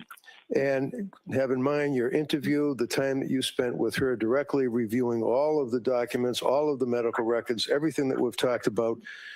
And you're also aware from her, not specifically what she said to you, but you're aware of the circumstances from her recollection as to the killings that she told you. Is that correct?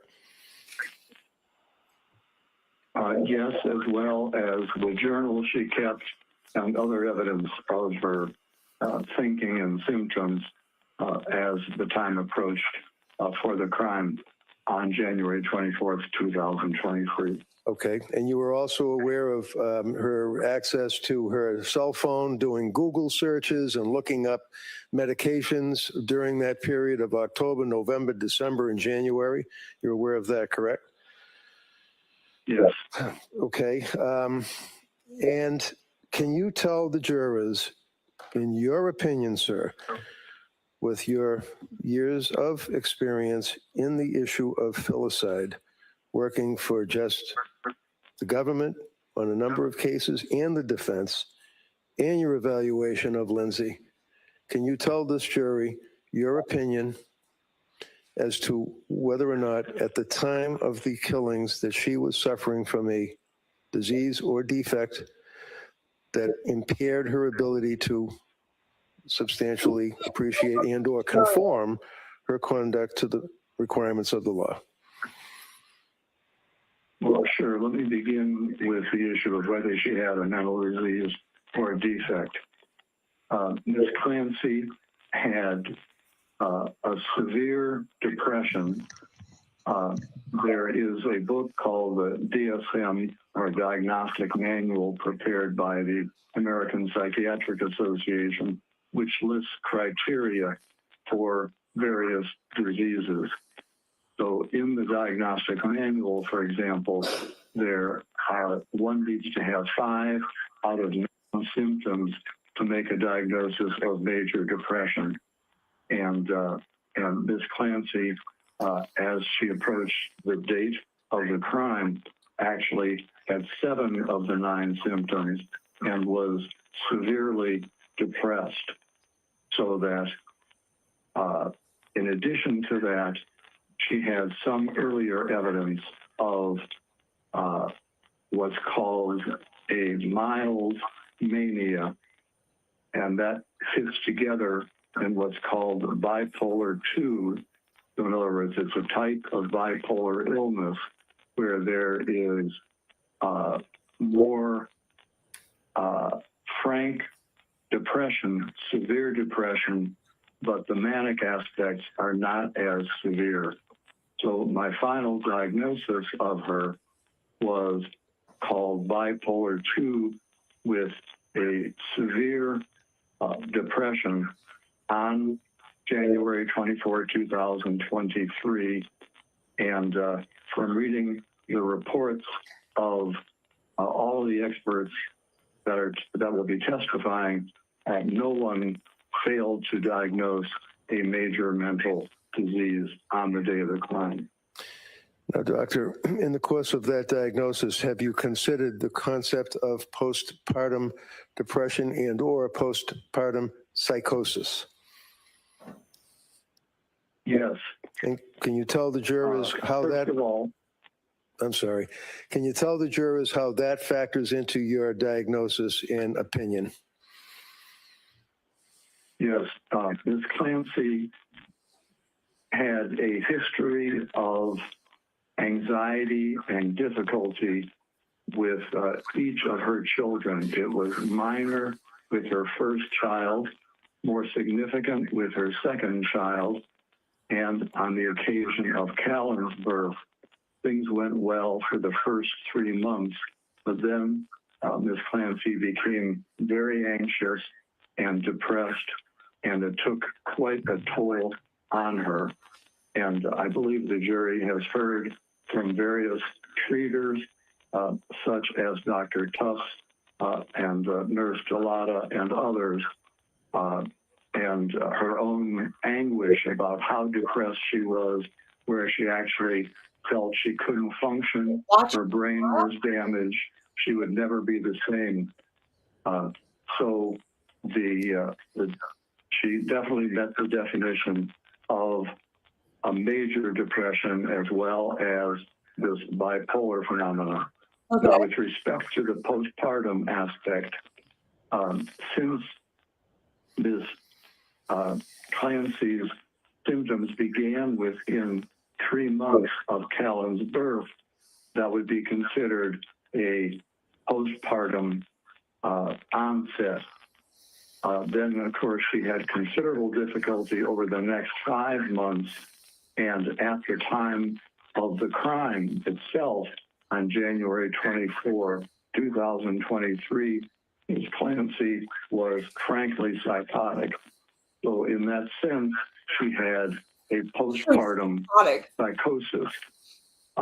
It's actually not frequent to have a postpartum psychosis 8 months after a birth, but it does occasionally occur. And so what I can say is whether it is the classic postpartum psychosis or not, with the postpartum onset and frank psychosis on the day of the killing, I would label that a postpartum psychosis, in the sense that it was a postpartum onset and she was clearly psychotic on that day. And Doctor, when a person is psychotic or involved in having a psychosis, in your opinion, are they able to appear normal, quote unquote, communicate with people, drive a car, things of that nature? Well, let me say there that Ms. Clancy herself did her best to not reveal the extent of her depression. She was frank with members of her own family. Her sister, her mother-in-law were aware of how anguished and depressed she was. But with more casual friends, she tended not to show the extent of her depression. I'm not suggesting that she was, although psychosis can indeed wax and wane, for example, on the day of her crime, I'm not suggesting that she was frankly psychotic every minute. She was functioning. In fact, she said she was having a better day than other days. And she actually went out and made a snowman with the kids, visited with, took Cora to a doctor for the 5th birthday checkup, and was functioning at a level that was not frankly psychotic until she had a command hallucination while her husband, Patrick, was out doing a couple of chores. And can you tell us, Doctor, what, in your opinion, what a command hallucination is and how it fits, if you will, in a diagnosis of psychosis? So she was psychotic, but normal. If we take, first of all, a hallucination is simply hearing a voice, and the voice can be benign or it can be more malignant.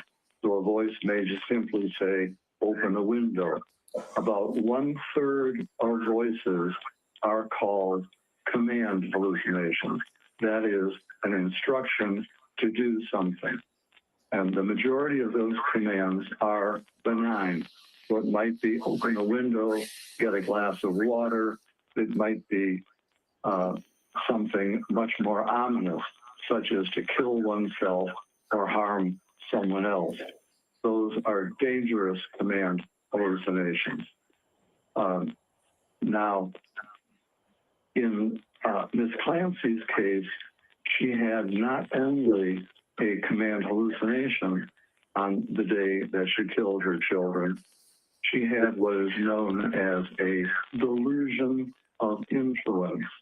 That is, not only did she hear a command, but she felt that her body was taken over by an external force where she was in a dream state and did not have control of her own body.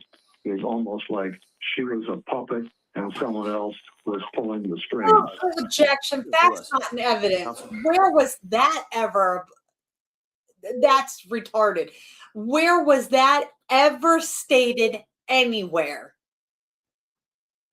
Oh my God. Now we just keep adding more shit. Now she was just taken over. Her body was just taken over. Now she had no control. So she killed her kids, had no control. Get the fuck out of here. Now we're just adding more and more shit. Facts not in evidence. I would have that stricken from the fucking record. This is retarded. He just adds, he is such a bad lawyer. He just adds more shit.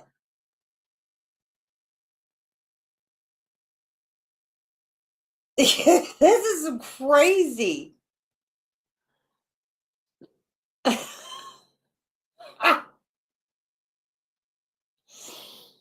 Wow. Is he trying to cause a mistrial? This is wild. This is wild.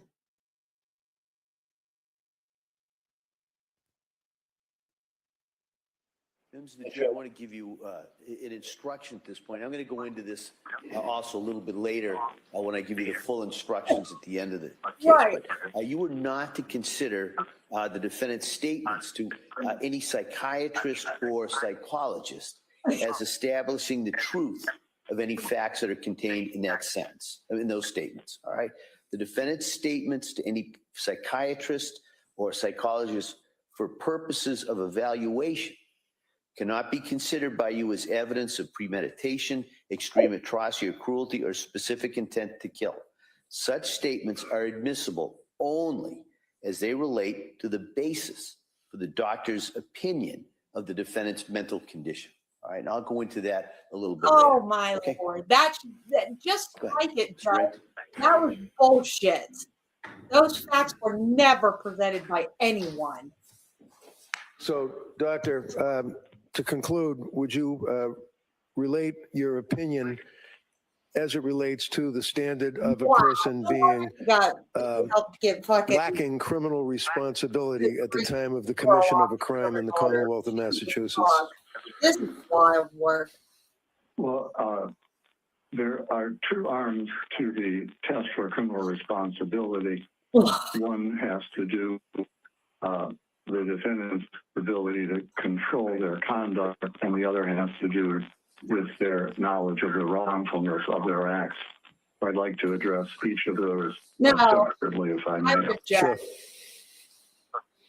This is wild. With regard to my opinion is that Ms. Clancy was, due to her mental disease, unable to conform her conduct was to the requirements of the law on the day that she took the lives of her children. And let me give you the basis of that opinion. First of all, she was hearing a voice which was commanding her to engage in the killing behavior, and she did not feel any sense of control. She felt that she had to obey the instructions she was receiving. It was a matter where she was just following the command rather than being able to make any decision to do it or not. And for example,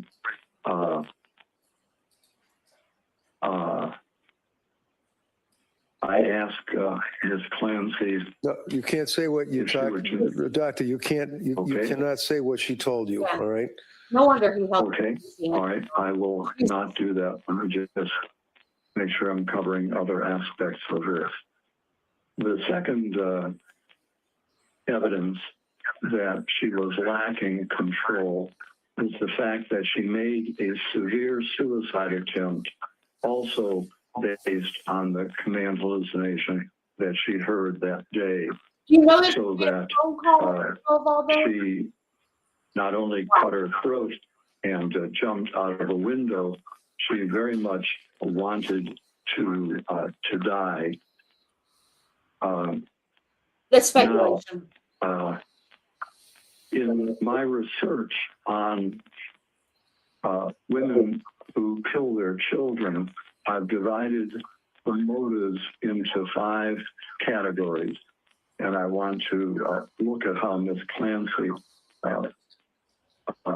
to those motives. So tell us the 5 categories. Yeah, the 5 categories are first, altruistic filicide. What does that Secondly, mean? What does that mean, altruistic filicide? Altruistic filicide occurs when a murder is committed out of love rather than hostility.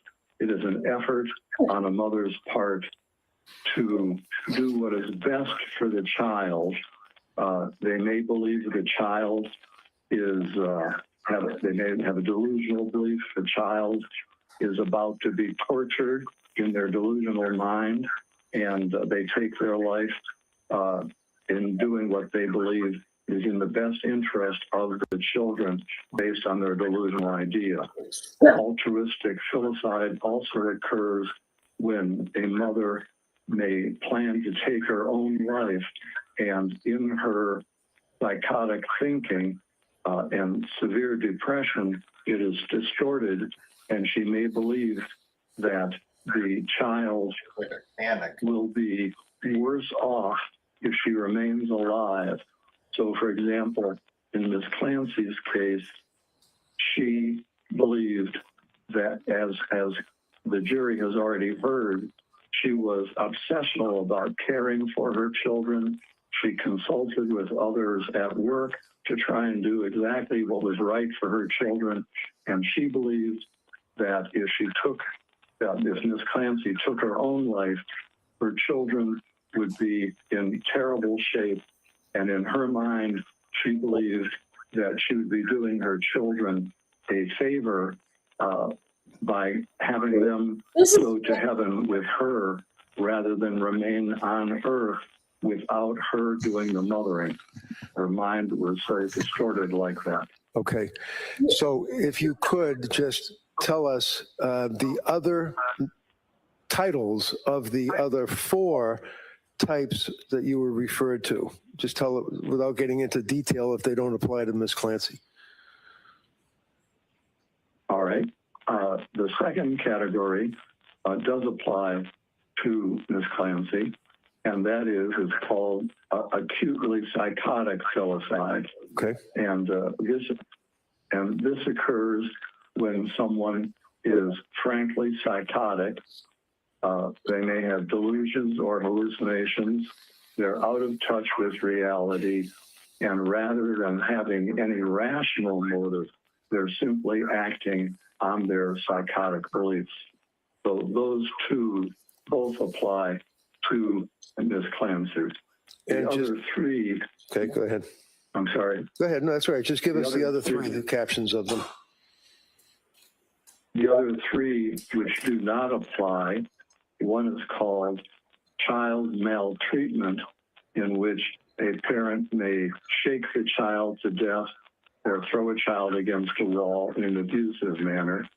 The next category is unwanted child, where someone, just for their convenience, the child is a burden and they kill the child for that motive. And the final motive is spouse revenge filicide. That is, someone hates their spouse so much that they're willing to sacrifice the child as a way to punish the spouse. And the 3 latter categories clearly do not apply to Ms. Clancy. She loved her husband, respected her husband, had a good marriage. She never spanked or ever abused her child, and all of her children were wanted. In fact, she planned to have a 4th child. So those 3 categories clearly do not apply. If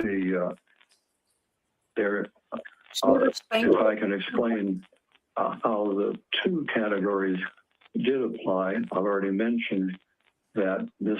Clancy believed that a distorted belief that her children would just be miserable, and she could not imagine them continuing to exist and have a decent life without her being there as a mother. And so in that sense, she did what she believed was morally right, even though she understood that ordinarily killing a child is against the law. She believed that she was doing what was right for her children with her distorted psychotic thinking about the children's need for her. And then with respect to the second category of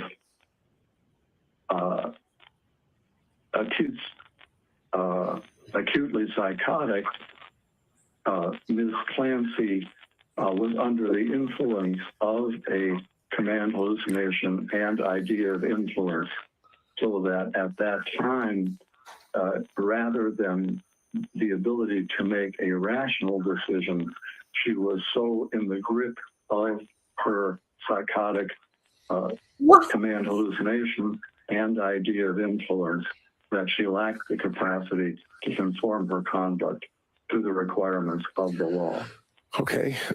And Doctor, pretty much finally, there's been some questions or allegations that Ms. Clancy did not provide information to her healthcare providers about her adverse effects of medication that she had been prescribed. Do you agree with that from your review of the medical records, or did she, in fact, tell her healthcare providers how she felt as a result of what she perceived to be the medications that were prescribed?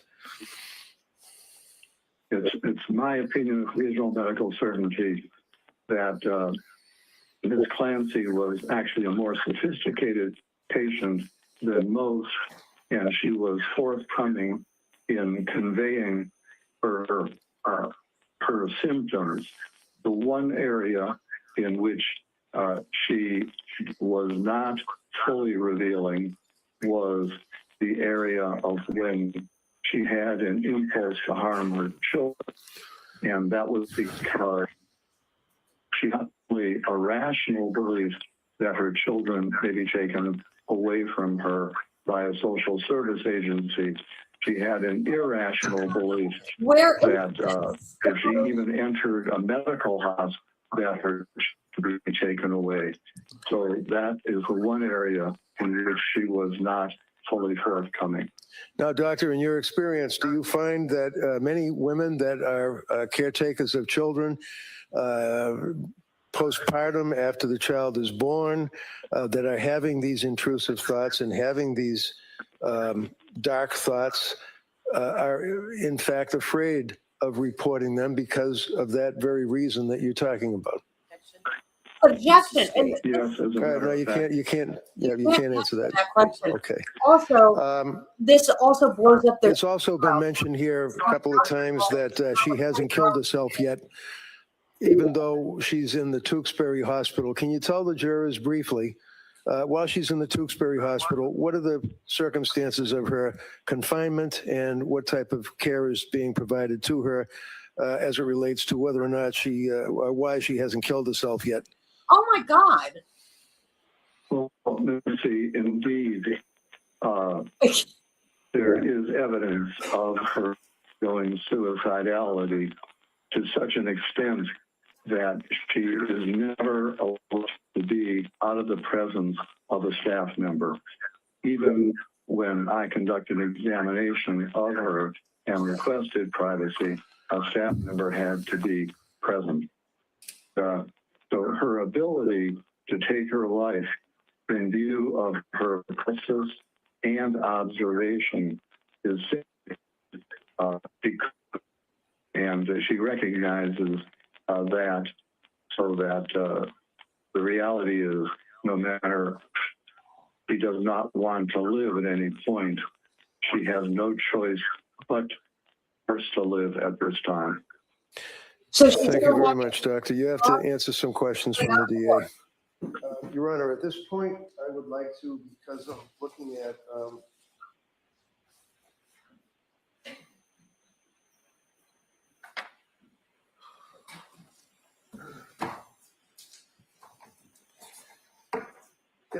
40-page resume, so I just offer that if I could.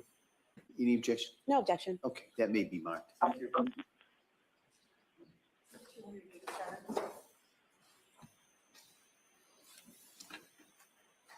I may? Yes, please. Good morning, Dr. Resnik. Good morning. In addition to the evaluations that you do, is it true that you've also taught some courses to other forensic psychiatrists and psychologists about how to testify in cases like these? Yes, I have. And you teach them how to answer questions and how to dress and how to appear believable and trustworthy, correct? That's correct. And in one of your trainings, excuse me, Do's and Don'ts of Depositions by Dr. Philip Resnik, in your course description, you state information beyond the question should not be volunteered because it will open up new areas for questioning, provide ammunition for attacks, eliminate the opportunity for surprise, and information fails to get to the jury, correct? That's correct. So you teach other psychologists how to hold back information in the discovery process to surprise the other side. No, that's not it. And I'm not a psychiatrist. Now, a woman who kills her child can have more than one motive, correct? Yes. And actually, the most common motive for women who kill their children is fatal maltreatment or child abuse, correct? That's correct. And in fact, most women who kill their kids don't do it due to mental illness, correct? That's correct. And in fact, there's a quote from you in an article, Child Murdered by Mothers, Patterns and Prevention, where you say, quote, more filicides occur due to fatal maltreatment than because of maternal psychiatric illness, correct? Correct. You also have written about parents having significant emotional devastation after killing their children, correct? Yes. And in fact, you've written in, it's a chapter 6 of Family Murder, Child Murder by Parents, in the Aftermath section, you've written, quote, these life events are likely to prolong the parent's depression. The anniversary of the children's deaths and exposure to things that remind the parent of it are likely to be upsetting, correct? Yes. Things like birthdays and holidays and the anniversary of the killings would all be something that would be upsetting, correct? They sometimes are, yes. Now, you've written a lot about malingered psychosis, correct? Yes. And malingering psychosis, you can have a mental illness and your malingering could be exaggerating those symptoms or saying you have psychosis symptoms when you don't, correct? That's correct.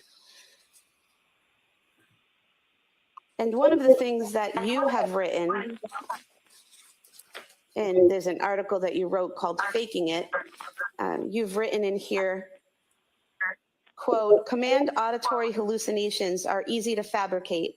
Persons experiencing genuine command hallucinations do not always obey the voices, especially if doing so would be dangerous, correct? That's correct. You've also given some points to other practitioners. If you, quote, if you suspect a person of malingered auditory hallucination, ask what he or she does to make the voices go away or diminish in intensity, correct? Yes. Because typically someone who hears a voice telling them to do something horrible like kill their child will try to resist that voice initially, correct? That there's variability. Some do and some don't. And in fact, the case you mentioned earlier, Andrea Yates, Miss Yates, in fact, committed herself to a hospital 5 times and tried to kill herself twice, all while trying to not kill her children, correct? Yes. She had heard voices for months and telling her to kill her children. And to resist those voices, she actually tried to kill herself, correct? Until she could no longer resist the voices, yes. Right. So the first time she hears the voice, she does it? Right, as did Ms. Clancy. Well, according to the records and reports that we have that are in evidence, Ms. Clancy heard the voice and immediately acted, correct? According to those records? Is that correct? Well, Ms. Clancy had impulses to harm her children, which she did resist until the command hallucination when she was overwhelmed, yes. But according to the records and the testimony that we've had, she had an impulse in December one time to harm her children, correct? I believe it was on 2 occasions that she mentioned it to her husband. And then never again after that until her kids were killed, correct? There were only 2 occasions she mentioned it, but she referred to having these horrible impulses. So that suggests to me that she was dealing with it on an ongoing basis, although she mentioned it only twice to her husband. But she never said she had thoughts to kill her children. She said she had thoughts to harm her children, correct? Yes, but actually, I think it's clear that to harm her children was to kill her children. Well, in the records where you say that she was so clear in presenting her symptoms to her doctors, she repeatedly was asked if she had any homicidal ideation, and she repeatedly said no, correct?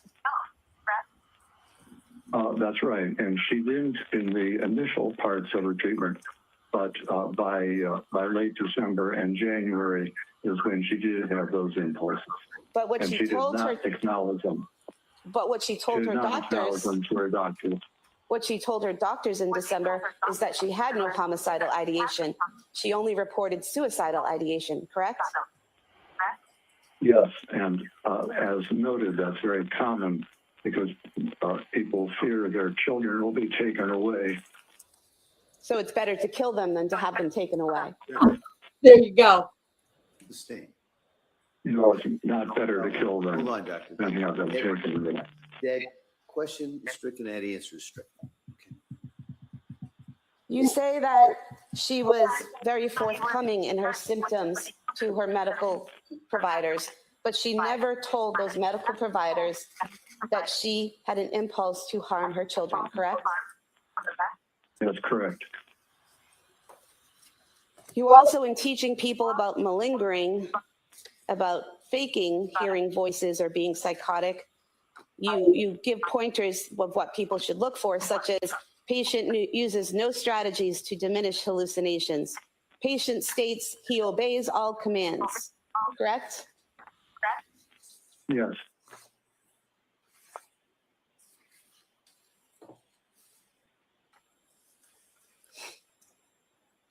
You also, in a podcast,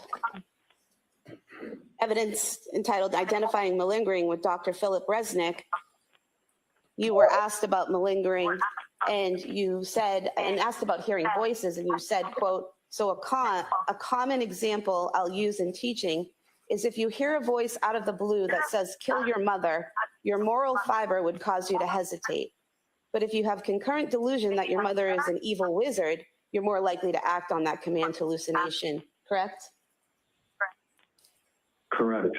And there's no evidence in the records or in the testimony that we've had thus far that Ms. Clancy believed that her children were evil or that they were possessed or that there was any danger posed by them or to them by such forces, correct? Instead, Ms. Clancy. Well, it's a yes or no question, Doctor. No, go ahead. You can answer that. Instead, Ms. Clancy had the psychotic, distorted belief that her children would be better off in heaven rather than being motherless. Where is that? That was her psychotic distortion, coupled with the command hallucination. So she met the exact requirement you're referring to. God. And you believe that that was her psychotic delusion that they would be better off without her, better off in heaven without her, because according to your report, you could figure out no rational, non-psychotic motive for her to kill her children, correct? Yes. And so just because you can't figure out a motive, or you don't know a motive, or the person doesn't tell you a motive, doesn't mean that there actually isn't a motive, correct? There was a motive. What motive? That's what I asked you. Motive I did not already. ask you about Miss Clancy. I said, just because someone tells you that they don't have a motive, or you can't figure out a motive, doesn't mean they didn't actually have a motive, correct? That's possible, yes.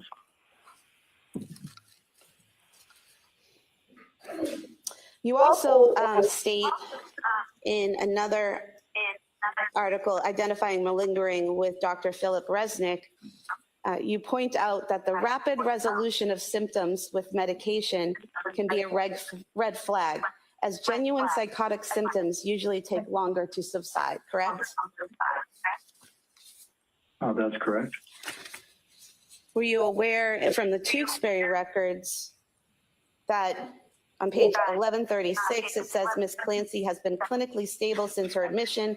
There have been no events of affective, cognitive, or behavioral instability since her admission, and that Ms. Clancy has not evidenced any challenges in accepting and conforming to the rules and standards.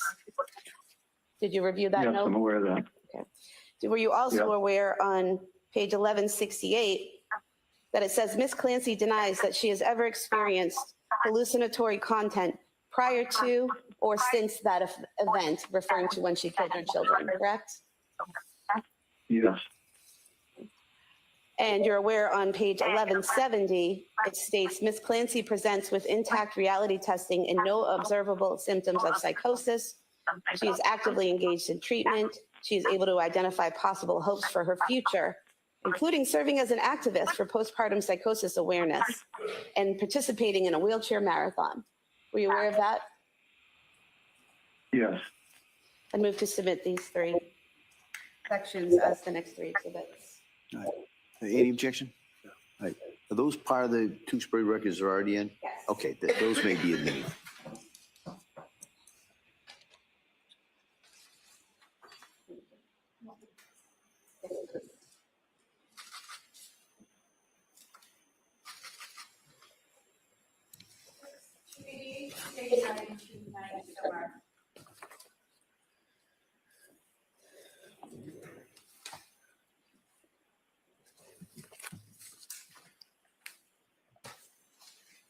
Okay, You mentioned I got Casey Anthony. that when you interviewed Ms. Clancy, you spoke to some nurses who told you she had been crying every day, correct? Yes. Are you aware that in the Tewksbury records, in the one-to-one notes of people who watched her every minute of every day, there's no record of her crying every day? Well, when I saw her at 4 months, Objection, non-responsive. I'm not sure was she already, how long had she been at Tewksbury? Well, I'm not aware of that note, but non-responsive. But my recollection is that she was observed crying. But there's no record of her crying at Tewksbury every day, correct? I have no knowledge of it. And you mentioned that during the interview, not getting into anything that she said, but her affect, her expressions, her emotions, you said that they were flat and blunted, correct? Yes. Do you remember the portions of the video where she smiled and laughed? Are you talking about the video of my interview? What was that? Are you talking about the videotape of my interview with her? Yes. Yes, at the end of the video, do you recall her smiling and laughing? So does that open up the video? This is affect and behavior. That's an issue we could talk about over here. And probably something best raised on cross. Okay. I mean, on redirect, I'm sorry. Oh. And just getting into her affect and behavior, doctor. Yes. Yeah, that's not inconsistent with her affect throughout the interview. especially, for example, in talking about Well, not getting into how what she delighted talked she about, was with doctor. I'm not asking anything about what she talked about, just her expressions and her affect. Now, you mentioned that the Commonwealth experts saw Miss Clancy 3 years after you examined her, correct? I said it was 3 years after the crime. Okay. And you're aware that the Commonwealth was not permitted to interview Miss Clancy until after defense had filed a notice of their defense and we'd been given permission by the court to have our experts interview her, correct? Yes. And you're aware that did not occur until approximately 2.5 years after the incident, correct? Yes. Now, you mentioned that postpartum psychosis doesn't typically happen 8 months after a child's born, correct? Yes. In fact, typically it's within 4 weeks of a child being born, correct? Most often, yes. And you mentioned that her postpartum, Miss Clancy's postpartum symptoms began within that 3-month time frame of postpartum. Do symptoms have to occur within that 3-month period to be postpartum? Well, there's a wide range of definitions of postpartum. Some scholars in the area make it the whole first year, others 3 months, others 4 weeks. And in fact, her seeking help from a psychiatrist happened in September, which would have been 4 months after she gave birth, correct? Correct. You mentioned that Ms. Clancy was able to hide her symptoms of depression from her friends, that she was open with some people, but she was able to hide those symptoms from friends and other people she interacted with, correct? Yes, hide the depths of her depression. And so she was able to control and conform her behavior to situations in which she did not want to show people how she was feeling, correct? Sure, very common. Sure, very common.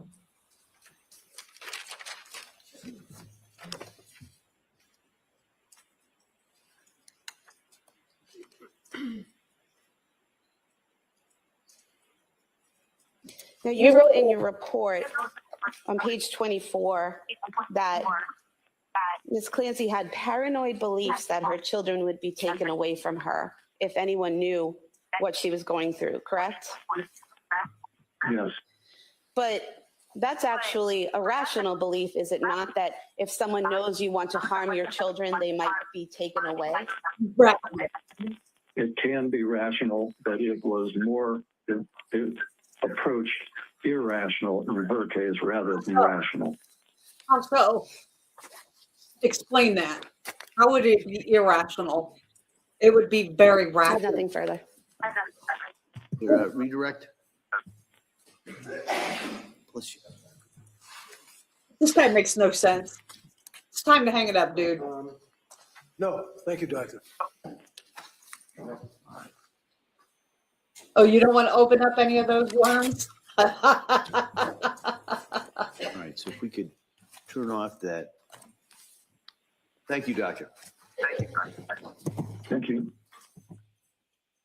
You don't want to open up any of those worms, Reddington? Wow. This is wild. This is all wild.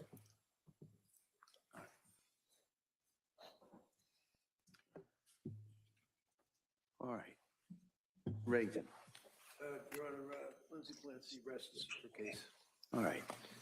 So, Defense rest. members of the jury, the defense has now rested its case. All right, so I'm going to talk to counsel That was such for bad a witness. minute or so over here, and we're about to go into the next phase of this case, which would be the Commonwealth is offered and given the opportunity to offer rebuttal witnesses on certain issues.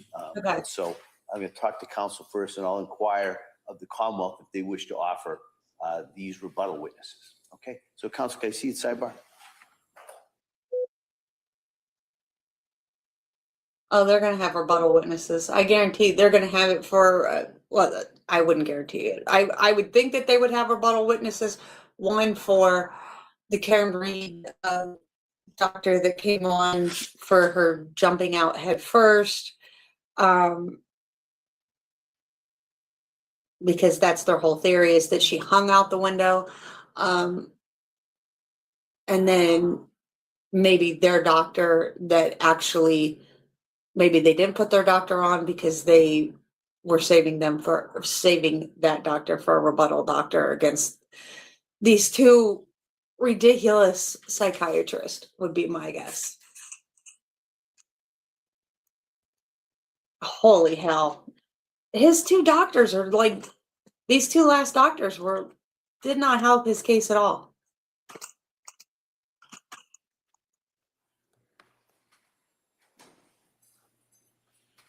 That last doctor was a Casey Anthony doctor. Attorney Sprague, does the Commonwealth wish to offer any rebuttal? Yes, Your Honor. All right. If you call your next witness, please. Commonwealth would call Dr. Abram Mack.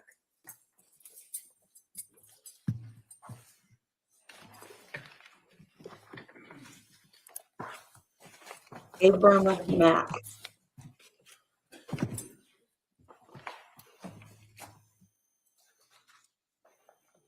Wow.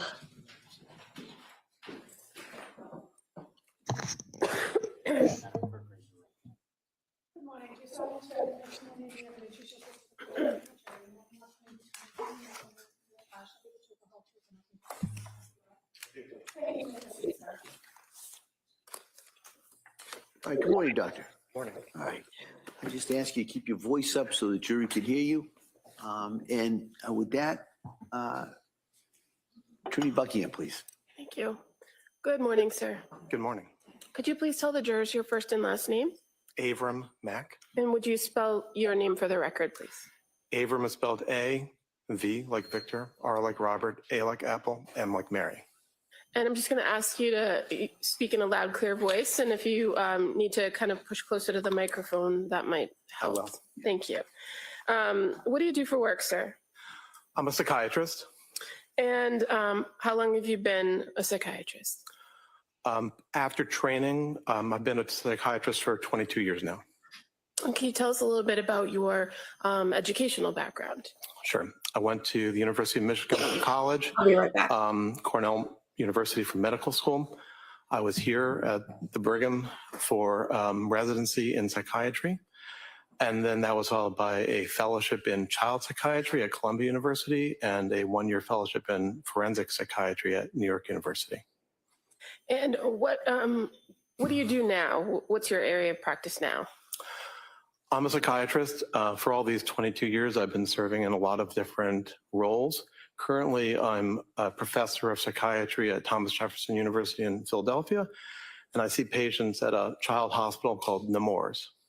And so you, in your current practice, have a clinical practice, and you also do forensic psychiatry. Is that correct? That's correct.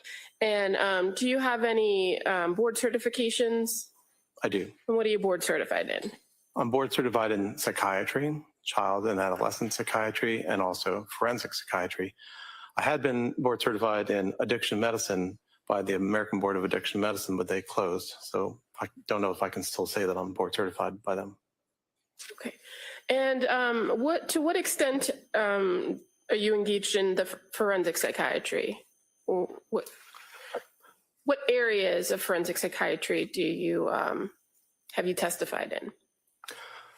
I've provided testimony in perhaps almost every area of forensic psychiatry, ranging from testamentary capacity of adults who engage in contracts or appropriateness for adoption, or whether or not a person is competent or if a person is criminally responsible. Now, in what areas of the country have you testified on those topics? Around the country. I'm not sure how many states I've testified in, but I've been engaged in reviews or investigations of cases in, I think, more than half the states. And what does it mean to conduct a forensic evaluation in psychiatry?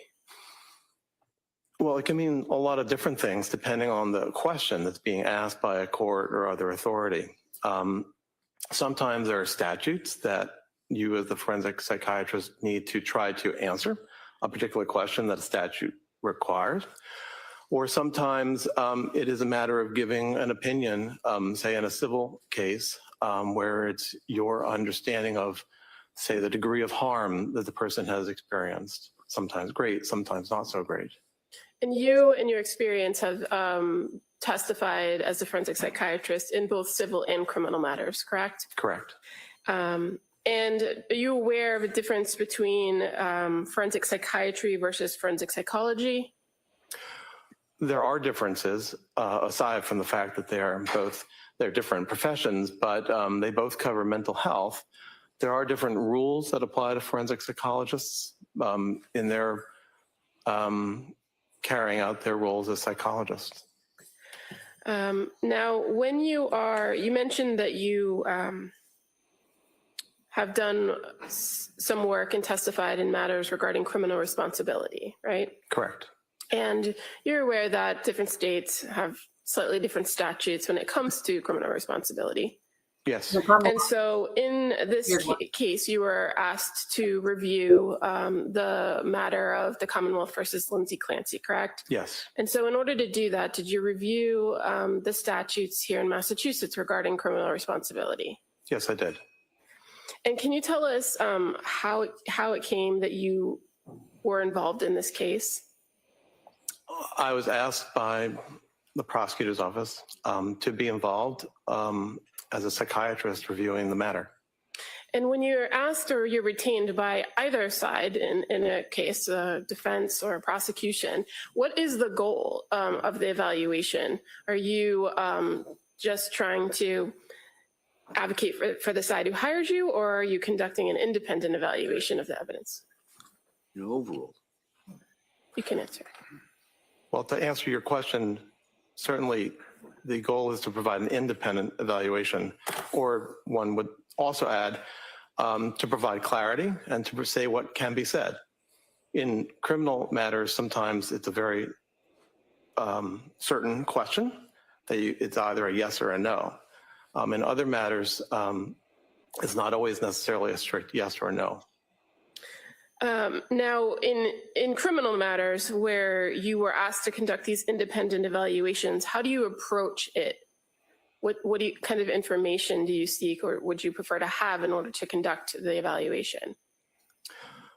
Well, generally one starts with the statute and then tries to gather or review what information exists to understand the mental state of the person, if that's pertaining to the particular statutory question, and to understand the mental history and the mental state of the individual, and to see if that can be applied to the questions at hand. And so what types of records are you generally looking at when conducting a forensic evaluation for something like criminal responsibility? Well, one would certainly want to review psychiatric records if they exist. Ideally also to have examined the individual and to gather information, not only historical information from the individual, but to do, in that sense, an examination in real time. And that provides you the information, what we call a mental status examination. Other records are also important: medical records, educational records, and other records that describe the individual. And when we're talking about a criminal case, fair to say you review the entire criminal file too, right? Yes. And when you're doing these evaluations and creating a database of this particular information, are there any limitations to your opinion or evaluation? I'm not sure how you mean that. Well, when you have these evaluations that you're conducting, namely for criminal responsibility, do those evaluations, are they limited based on the information that you have? Meaning, if you don't have everything at the time you do your evaluation, is there kind of a caveat to your opinion? Well, when I write an opinion or state an opinion, it is based on the totality of the information that I have. Right. if additional information comes along, I am open to receiving that and integrating that into my understanding of the totality. Now, when you interview the individual in these evaluations, the purpose of the interview or purpose of your contact with them is not to provide treatment, correct? Correct. And the opinion that you reach ultimately is based on the defendant's mental state, correct? To the extent that impacts the question, yes. Okay. Well, when we're talking about criminal responsibility, you'd agree that's the kind of the central issue, is the person's mental state at the time of the alleged offense, correct? That's correct. Okay. So in Massachusetts here, with the question of criminal responsibility, are you aware of what the standard is? Yes. And what is it? Well, it uses particular language based on the common concept throughout the country called the McNaughton standard. And I could read to you the specifics of the language, but effectively it refers to two pieces. Well, actually starts with three. One is, did the person have a mental disorder at the time of the event? And then secondly, the two prongs speak to specifics about the mental state at the time. One being, and I would want to refer to the actual statute. So if we can, maybe we break that down for the jury. Yeah. So the first part of this for criminal responsibility is the question of, does the person suffer from a mental disease or defect, correct? Correct. Objection to the leading. Let's see if he knows. Oh, If you just ask him. I can rephrase He's aware, and if you want to refresh his memory, you can. Well, you've already testified the first part of the analysis, and I think you used the terminology mental disorder. Yes, right? I did. And you're aware that a mental disorder is a clinical term. Yes. I'm sorry, I didn't hear that. I apologize. What was that? A mental disorder is a clinical term. The terminology mental disease or defect, are you aware that's a legal term? Okay. Okay. Well, so when you were conducting evaluations for criminal responsibility. Is that an answer? Yes. I'm sorry. Yes. Yeah, all right. When you're conducting an evaluation for criminal responsibility and you're trying to determine whether a person suffers from a mental disease or defect, do you look to mental disorders to see if that meets criteria? I would evaluate if the person has ever had a psychiatric or a mental disorder. And what kinds of tools do you have available to you to do that? Well, there are two tools. One is gathering of historical information, and the other is the information you gather from actually seeing the person face to face. And as a psychiatrist, that's something you do in your clinical practice all the time, right? Correct. Because one of the main things you're going to do is look to try to diagnose an individual. Correct. And so how do you go about determining that if a person has a mental disorder? In psychiatry, we make diagnoses in a descriptive manner. We look to see ways in which the individual has symptoms or signs of mental disorders or mental defects or psychiatric disorders. So in particular, one will start with trying to gather as much information as possible about what are the things that bother the individual. That may be their mood, that might be things that they get anxious about, that may be abnormal movements that they make. And that will also be aligned with understanding their medical condition, any medications that they take, any substances that they use. There's an array of information, sets of information that one gathers in that portion where you ask questions, but effectively you're asking questions about symptoms. And one is trying to understand not just symptoms, but the degree of impairment that symptoms might be causing an individual. And do you work with any sort of tools that help you identify particular characteristics of symptoms associated with disorders in your field? Well, at times, individuals use scales or tests, which can be psychological tests or scales that ask particular questions. Or other times, you might use tests that are biological tests, like the person's brain waves, called an EEG, or laboratory tests. When you're talking about diagnosing an individual for any particular mental disorder, are there specific criteria for different types of disorders? Yes, there are. And is there a source that you use as a psychiatrist in order to identify the criteria for different disorders? We use a text called the DSM, otherwise known as the Diagnostic and Statistical Manual. It's currently in its 5th edition, or actually a revision was made of its 5th edition. And so that text, which is created and vetted by a large number of professionals, provides criteria for the different disorders. And these are known as operational criteria. In psychiatry, there aren't necessarily gold standards that you can use for diagnosis, like finding a bacterium or finding an anatomical tissue.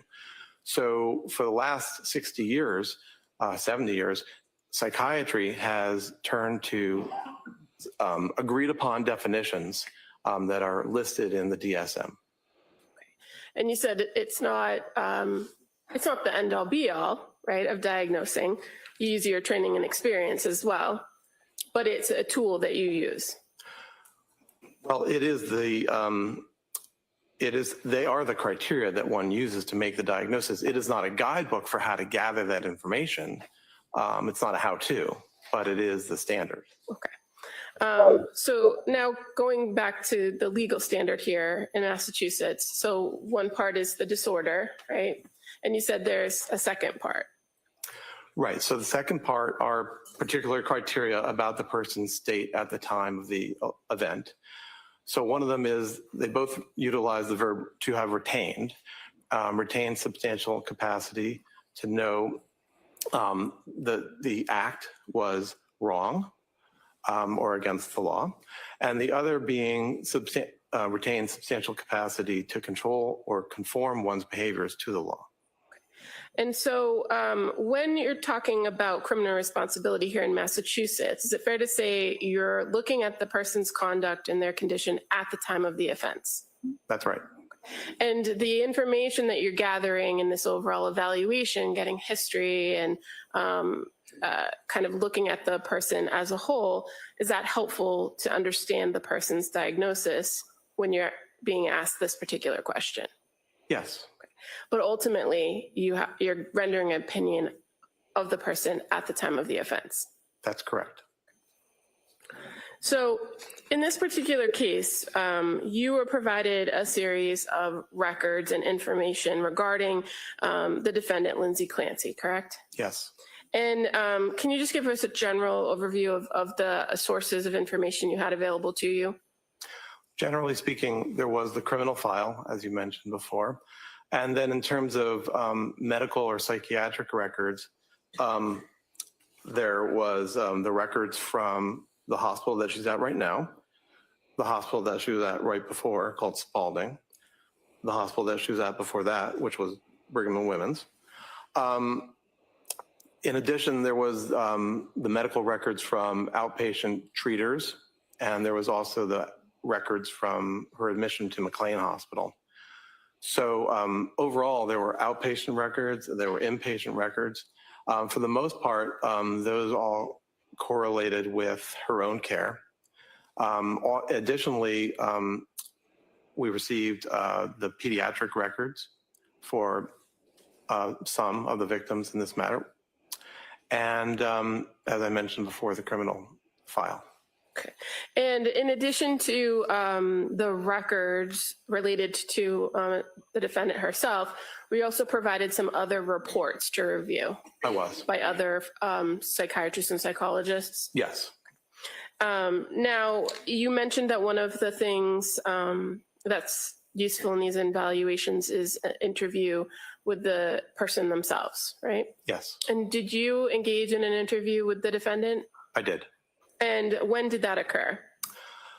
I interviewed her on April 10th and April 12th of this year. And that's of this year in 2026? Correct. And what were your observations of her when you first met with her on April 10th? Can you describe her demeanor? Generally, she was friendly and cooperative. When you begin an interview with an individual that you're evaluating, do you conduct what's referred to as a mental status exam? Well, the mental status exam happens all the while that you're interacting with somebody. You're always observing for aspects of their emotions, how they speak, their mood, and so forth. Sometimes there are directed aspects of the mental status examination where you are asking about particular cognitive capacities like executive functioning and attention and concentration. But the gathering of information about the person's mood, for example, or their thought process, that happens throughout the entire portion. Okay, and so over the course of the time that you met with the defendant, were you able to make observations of, for instance, whether she maintained eye contact with you when speaking? Right, so she did maintain eye contact. Okay, what about her emotional state? So overall, if we go through the various components, like what's called her affect, which is her emotional expression or her mood, generally speaking, there were not many abnormalities in her presentation, and I can go through them. They include the way in which she speaks, that is to say the rapidity of speech, if the speech is made in sort of regular intervals between words. In terms of thought, does the person, and in this case, did Ms. Clancy, make goal-directed ideas? Was there a particular content of the ideas? So generally speaking, for all the components of the mental status examination, there were not really abnormalities. I would say at some points, she seemed distressed by some topics. I believe tearful at one point, but otherwise nothing remarkable on mental status examination. And in these evaluations, when you're interviewing the individuals, are you also kind of taking account of their physical presentation? Yes. And obviously, when you met with her in April of 2026, you were able to observe her physical condition, right? Yes. And what were your observations of her physical condition? Well, she's utilizing a wheelchair. Generally speaking, there were not necessarily abnormal movements that I observed. She seemed comfortable physically. Did you find that she was able to kind of navigate her situation herself? Meaning you were in a room with her with other individuals, right? Yes. And she was able to kind of take care of her own. I'm going to object leading at this point, just as they object. Sustained, if you just ask the observations. What did you observe her do as far as moving herself around the room? Was she able to do that? Yes, at the moments when there were transitions, when we took a break and she went out to the hall, she was able to navigate her wheelchair one place or another. And when you spoke with her on April 10th and April 12th, were you able to kind of have a conversation with her about her level of functioning at the Tewksbury? Yes. And did she tell you anything about what her general day looked like? She described her general day. She described basically her existence there at Tewksbury. Okay. And did she indicate to you whether she engaged with other patients, or did she spend her day mostly in bed, or what did she say about that? Mostly, she described she stays in bed or on her own. I don't think she described interacting with patients very much. There were a couple of ways in which she did interact with staff, at least. There was a therapist that she described working with.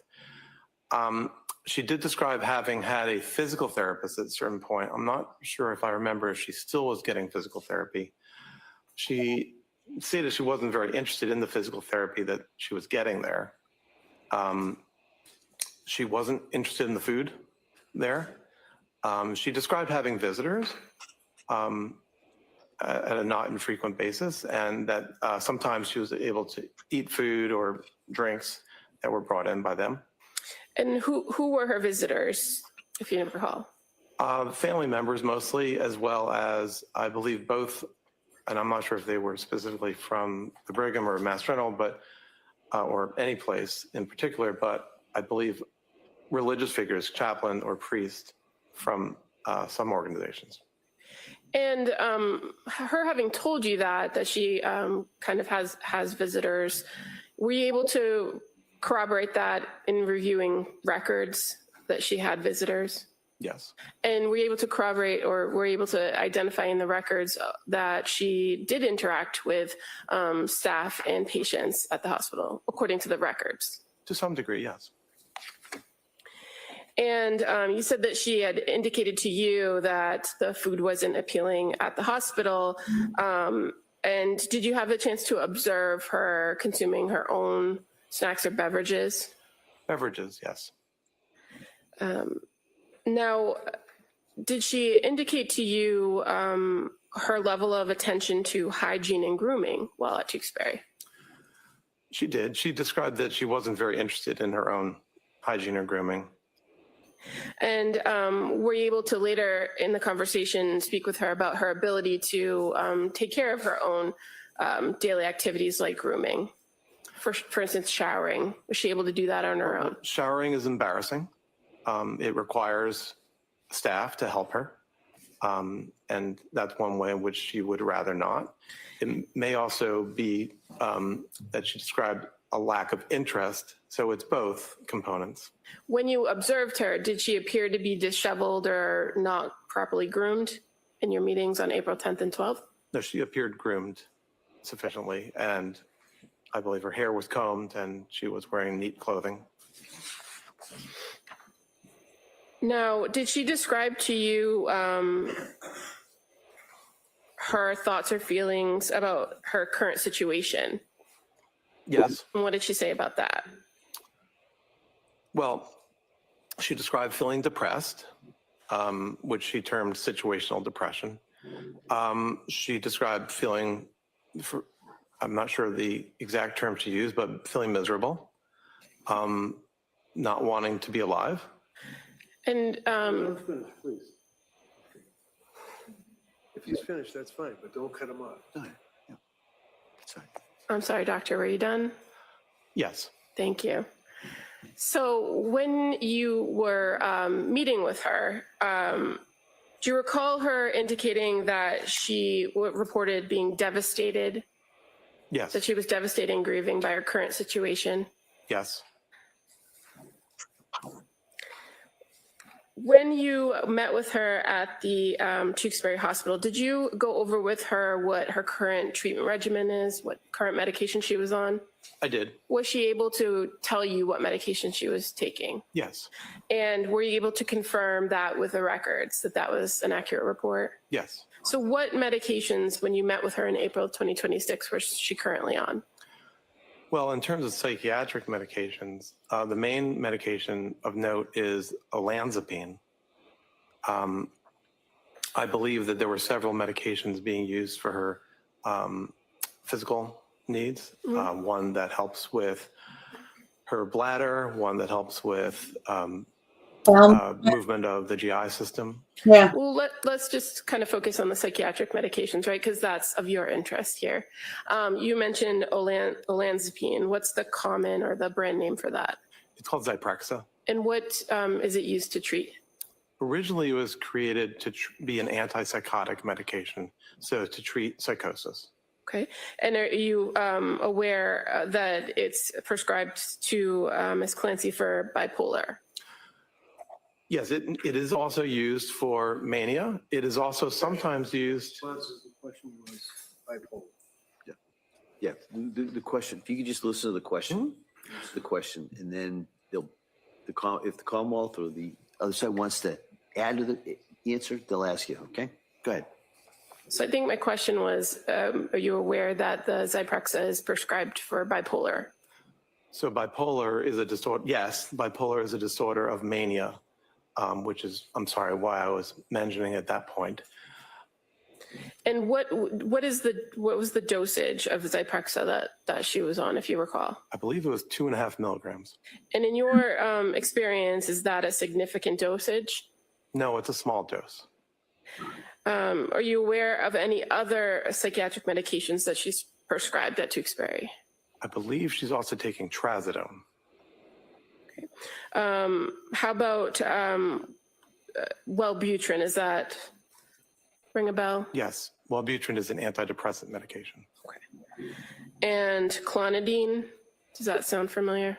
Yes, clonidine is a medication that's sometimes used for anxiety or to help people go to sleep. And are you familiar with the propranolol? Propranolol is also a medication. It also is sometimes used to help with anxiety. And as far as the dosage of medication that she's on, based on your review of the records, are those high doses, low doses? Overall, they're on the lower side of dosages. And you indicated briefly in your testimony that she had reported to you that she believes to have situational depression. Yes. Did you have a conversation with her about the diagnosis from Tewksbury? There were times that if you're asking about bipolar disorder, at one point she made the statement that she wasn't convinced that she has bipolar or has had bipolar disorder. She described situational depression in terms of feeling depressed about the several stressors that she experiences today. And what are those stressors? Well, the remorse and sadness about the events that this case is about, her separation or estrangement from her then husband, her being separated from the world, her physical injury. Do you recall her actually using the term remorse, or is that just your description of the conversation you had? That's my summarization right here. Okay. Now, when you were meeting with her, did you talk to her about past medication regimens that she had been on prior to the current regimen of the Zyprexa and Wellbutrin? Yes. And so are you aware that she had previously been prescribed at some point lithium? Yes. And is that something that would be important to you to know when you were conducting your own evaluation for diagnosis of whether somebody was on lithium? It might help, but in psychiatry, we don't make diagnoses based on medication response. And when it came to the report of the lithium, fair to say it was not something that was trialed for a very long period of time. Yes, and let me correct that. It's not that we don't make diagnoses. We don't categorize or define disorders by medication response. I heard the description of the trial of lithium. That was a short trial. And about her physical injuries, did you have a conversation with her about her understanding of her physical injuries? Yes. Do you recall whether she reported that she had any head injuries after January 24th?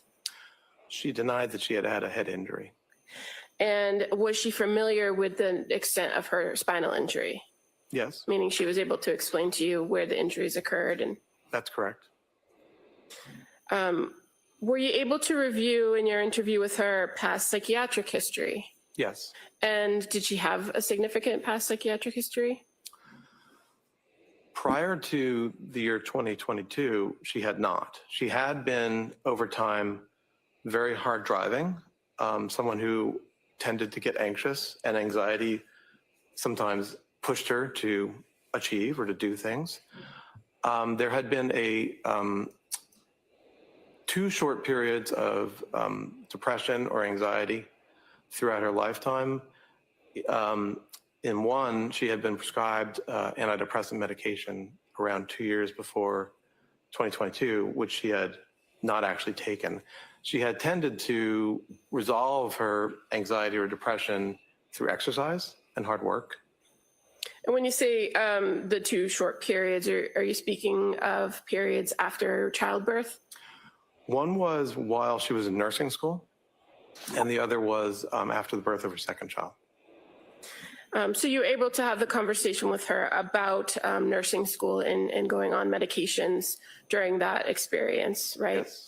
And as far as the second episode where she described anxiousness and seeking medication, did she indicate to you whether she actually took medication?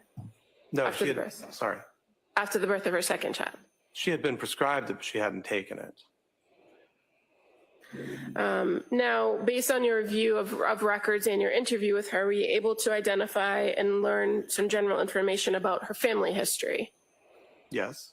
Did she report anyone in her family suffering from any other mental illness in the past? No. So no history of bipolar disorder or prior depression? Correct. No such history. Did you also review with her her work history? Yes. And did you talk to her about whether there were any adverse events in her past that affected her? That is something I asked about. And also I was able to look at her records to try to elicit if there were any particular adverse events in her life. Did you find any evidence of any? And you said that prior to 2022, there hadn't been, or there was minimal psychiatric history. Did you look at and talk to her about the period of 2022 from approximately September leading up to the events of January 24th, 2023? Yes, I did. So as far as going through that time period, you were able to review her medication history during that time? Yes. And fair to say there was a significant amount of medications that you looked at as far as what she was taking and what it was prescribed for? Correct. Did anything stand out to you in the timeline of her medication history that was significant in this case? Well, she was initially prescribed medication in September of 2022. She didn't actually start taking that medication, sertraline, until October. There were several different medications that were prescribed. It is not clear that she actually took every medication that was ever prescribed or that she necessarily took it more than 1 or 2 times. There was a period of trial on a second antidepressant called Prozac. There were various medications used to help her to sleep. And then there was a several week period of taking a medication called Seroquel or quetiapine. Are you familiar with that medication in your practice? I am. And is it fair to say that that medication has multiple functions, like most psychiatric medications? When you reviewed her history, what was the initial dose that she was prescribed for it? Just 25 milligrams. And what is a 25 milligram dose of Seroquel? What is that generally prescribed for? Well, it's often prescribed these days to help individuals to sleep. But Seroquel is also, like Zyprexa, a antipsychotic medication. It can be used to help people to sleep. It can be used to help psychosis. It can be used to help the treatment of depression.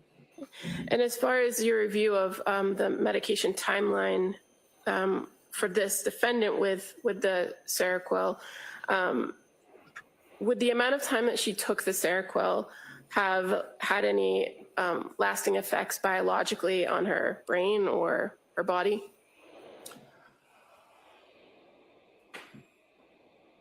There's no known effect that one would have from the amount of time that she took it. There could have been temporary effects, which could have been affecting her functioning or her psychological reaction to her functioning. But there's no known biological long-term effect. So when you say that they could have some effect, are we talking about symptoms or negative symptoms maybe? So Seroquel might affect a person's ability to think straight. We talked earlier about cognition, the ability to pay attention, to concentrate, to have memory. And Seroquel can negatively affect your cognitive functioning, although it is expected that that will eventually go away when you stop taking the medication. And is Seroquel a type of medication that lingers in a person's system? Not substantially. There are some medications that do linger, like diazepam or Valium, which is another medication that she was later prescribed. All medications are, on a relative basis. So diazepam will stay in your body much longer than, say, lorazepam, a different benzodiazepine. Okay, but as far as the Seroquel goes, once a person stops taking it, is it fair to say that the symptoms or any negative symptoms that they have would eventually resolve themselves? Yes. And you're aware of the medications, the last reported medications that the defendant was on right before the events of January 24th? I am. And what were those? Melatonin, lorazepam, trazodone, and an antidepressant medication called amitriptyline. And as far as the amitriptyline, you're aware of what the dosage was? Well, on the day before January 24th, it became 20 milligrams, but for several days before that, it was 10 milligrams. Now, in your experience, a 10 milligram to 20 milligram dose of amitriptyline, is that a significant dosage? It's small. The usual starting dose for an adult is 150 milligrams. Are you aware of what the chief complaints or problems that the defendant had been reporting at the time when these medications were all being prescribed to her in 2022? Well, it's a several month period, but it started in September of 2022 with complaints of anxiety and depression. And fair to say, in reviewing all the records and with your conversation, that sleep also was a main issue or a complaint. Yes, that's right. And in some of the medications that you reviewed, is sleep, could the medications themselves affect a person's sleep? Yes, certainly can.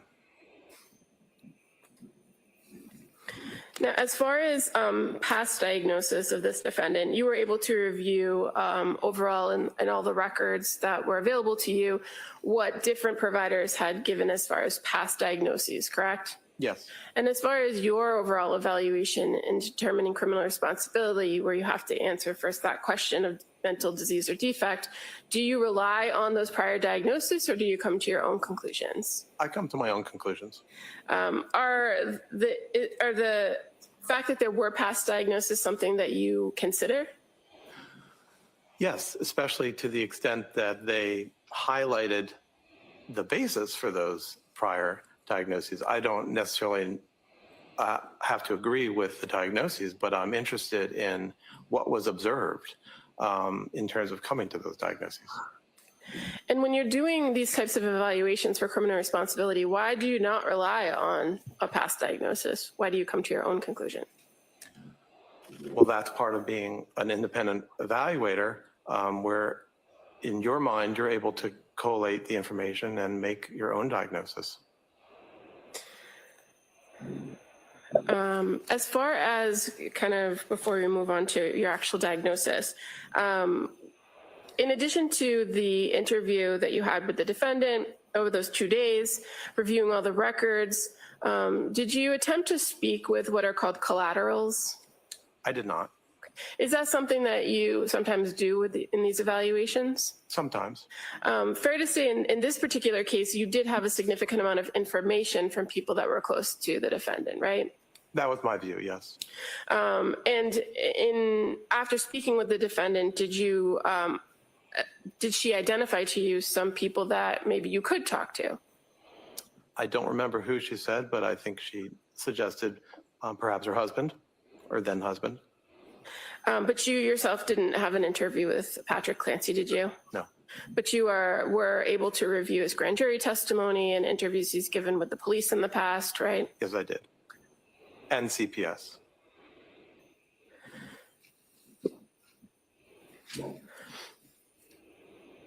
And as far as speaking with the defendant's parents or her sister, are you aware that attempts were made or requests were made to speak with them, but they didn't respond? I wasn't aware of that.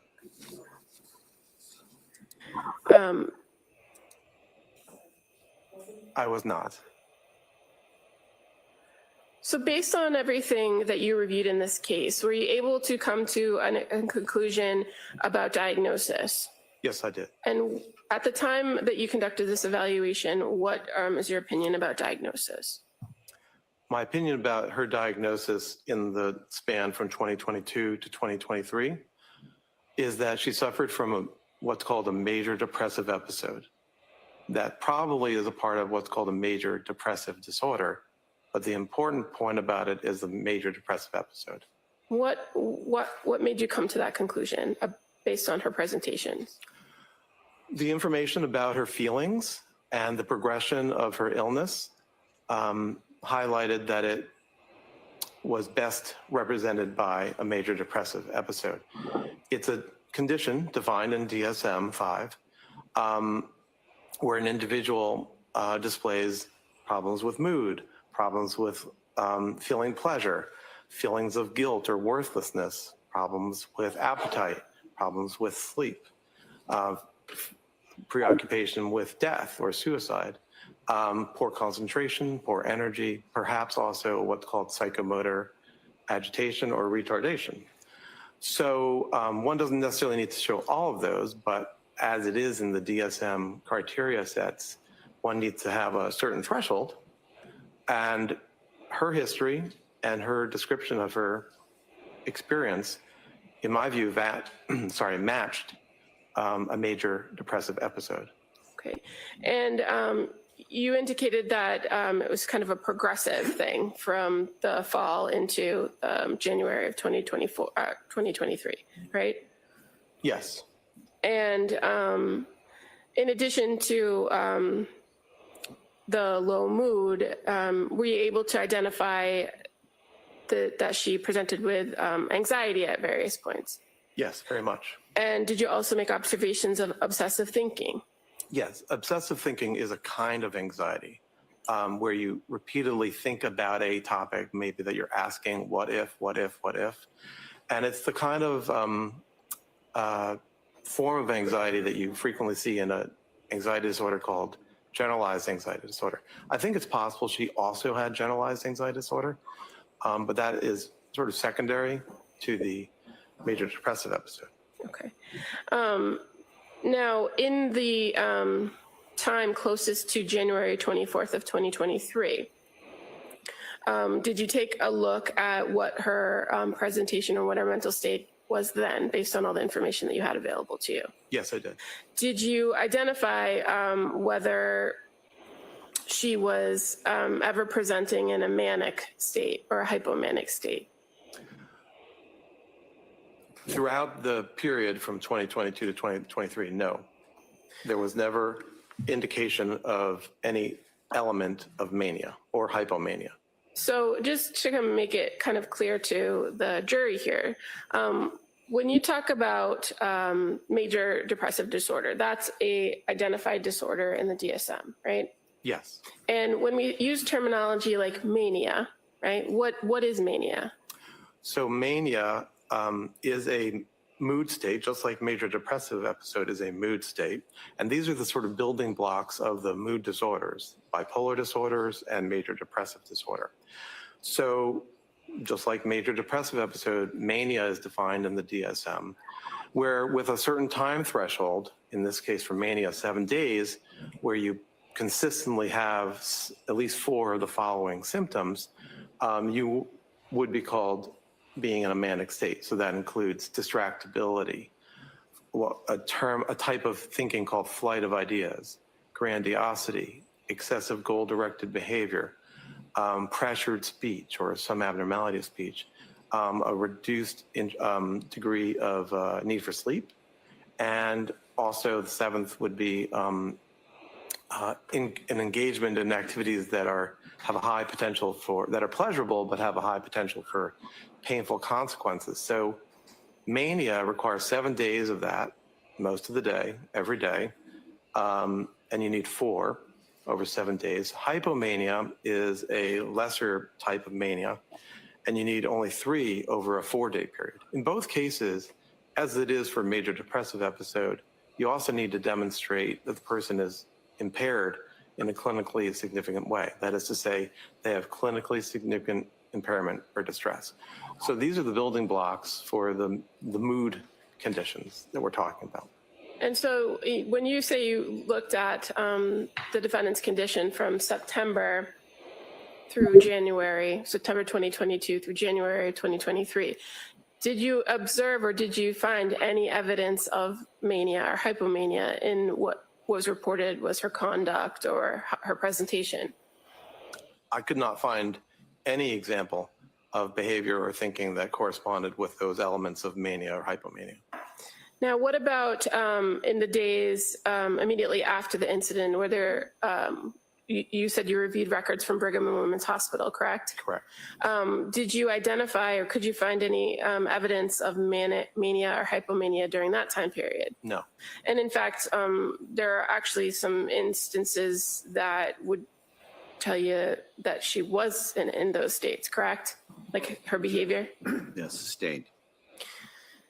During the time period of immediately after the incident, what did you observe or did you observe in the records some activity at Brigham and Women's Hospital that would show that she had linear thinking and goal direction? Well, after she was removed from the medication called dexmedetomidine, which was sedating her and having her sleep intentionally. After that point, she awakened, the records indicate, and was able to think coherently with goal-directed thoughts. One example, and so the various mental status examinations done by the doctors at the Brigham generally showed normal mental status.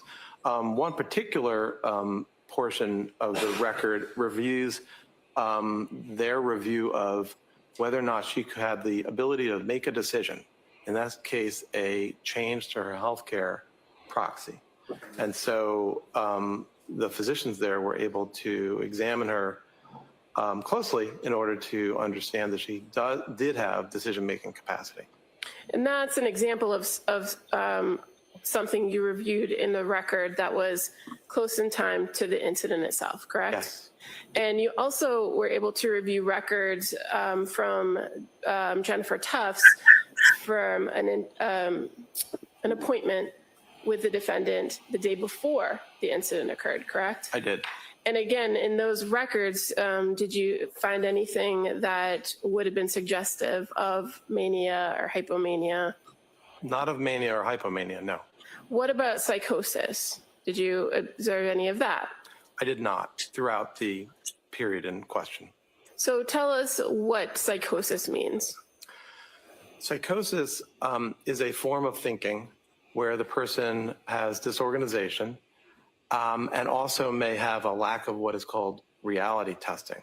So the individual may not be able to engage in behaviors or activities or cognitive thoughts to check if a belief or an experience is real or not.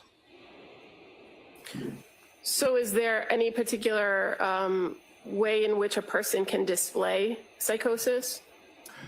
Psychosis can be displayed in many different ways. It can be based on the things a person says. For example, delusions are fixed, false beliefs that the individual has, and that they exist despite the person being told that that's not true or testing it with others. You also can at least suspect psychosis in the form of hallucinations, which are unreal stimuli that an individual experiences. Sometimes you may see individuals actually moving their body to respond to stimuli that they think or they are experiencing in the environment. But hallucinations can also be taste, smell, or things that you hear or things that you see or feel on your body. And there is a kind of psychosis that includes some of that, but also simply includes an individual's lack of ability to act in an organized manner. So a person in psychosis can sometimes do the normal things that they always do, right? It depends on what kind of psychosis and how bad the psychosis is or to what extent it is occurring. But individuals with, say, delusional disorder, which is a disorder where your problem is you have a delusion that is affecting your life, those individuals can mostly go about their lives in other areas, at least other areas that don't have to do with that particular false belief. What about with hallucinations? How does that manifest itself? There is a subgroup of the population that actually experiences hallucinations frequently and has no negative effect from it. But for those who have hallucinations as a part of a disorder of psychosis or bipolar or mood, there are ways in which the individual can live with the psychosis or live with the hallucination and be able to be resilient to it and go ahead with their lives. So even if a person does have some form of psychosis or has delusions or hallucinations, they could still manage in society by following the rules, right? Like I said, it depends on which delusion or which hallucination, but there are individuals, and it may be who can, and there may also be people who can on a stable basis, but there also are individuals. Next question. As far as a person who might be suffering from psychosis, can they appreciate or do they know right from wrong? There's no reason that psychosis in of itself inhibits a person's ability to know right from wrong. Now, as far as in this case with this particular defendant, you have identified that you believe it's a major depressive disorder, right? Yes. Did you consider other diagnoses? Yes. What about bipolar? Did you consider bipolar? I weighed whether there might have been bipolar disorder. And so why not for this defendant? Well, to be diagnosed with bipolar disorder, you need to have had a manic episode. That's at least for bipolar type 1. For bipolar type 2, you need to have had a hypomanic episode. And there's no information in the available record that displays either of those. So you can't diagnose bipolar disorder. Did you consider the fact that this defendant, or that there's been some indication of postpartum for the defendant? Yes. And did that affect your opinions about diagnosis? As I said before, in psychiatry, we diagnose based on the symptoms that the individual presents with. So in the DSM, in our manner of diagnosing, when you have discerned what is the prominent symptom that the individual is suffering from, that becomes the disorder that carries your diagnosis. There are times that you can designate that it has occurred in the postpartum period. DSM states that that would be within 4 weeks of birth. It also allows for the symptoms to have occurred before birth. So that is the standard that we utilize when we choose to add on that designation of something being postpartum. I object. It doesn't matter what we do, it's what he does. All right, next question. So as far as consideration of postpartum, do you rely on the DSM-5 in your diagnostic criteria? I do. You're aware that there are other, that it's not universal across the world and that there are other opinions about the postpartum period, right? I'm aware that there are psychiatrists and others who have asked to make a specific diagnosis that relates to psychiatric problems in the postpartum state. That has been studied over the years. At this point, that has been suggested to the makers of the DSM and has been rejected. But so I guess my question is more based on your overall view of or review of this particular defendant. The onset of symptoms, when did they occur in this postpartum period, or did they? The distress that we're talking about began in September, which is about 4 months after the birth of the most recent child. And so if you're relying on the DSM as 4 weeks postpartum for a lot of these illnesses, mental illnesses, then the defendant was well outside that period, right? Correct. And as far as for the last child, when the killings occurred, that would have been 8 months after the postpartum period, correct? Roughly, yes. Now, in this case, you are aware of certain behaviors and thoughts that the defendant had that have been suggested as psychotic, correct? Yes. And did you consider those as potential psychotic features for this defendant? Yes. And so can you explain to us some of those potential features and what your opinion is about them? Right. Well, some of them were beliefs or concerns that Ms. Clancy had, which weren't necessarily psychotic. So one was the idea that in the midst of her distress and her impairment, that Child Protective Services or the Child Welfare Agency would act on, somehow take away her kids, to speak in a global way, but to somehow interact with her. I don't know that that's psychotic. Right. Another is the idea that she was damaged permanently by the medications that she took.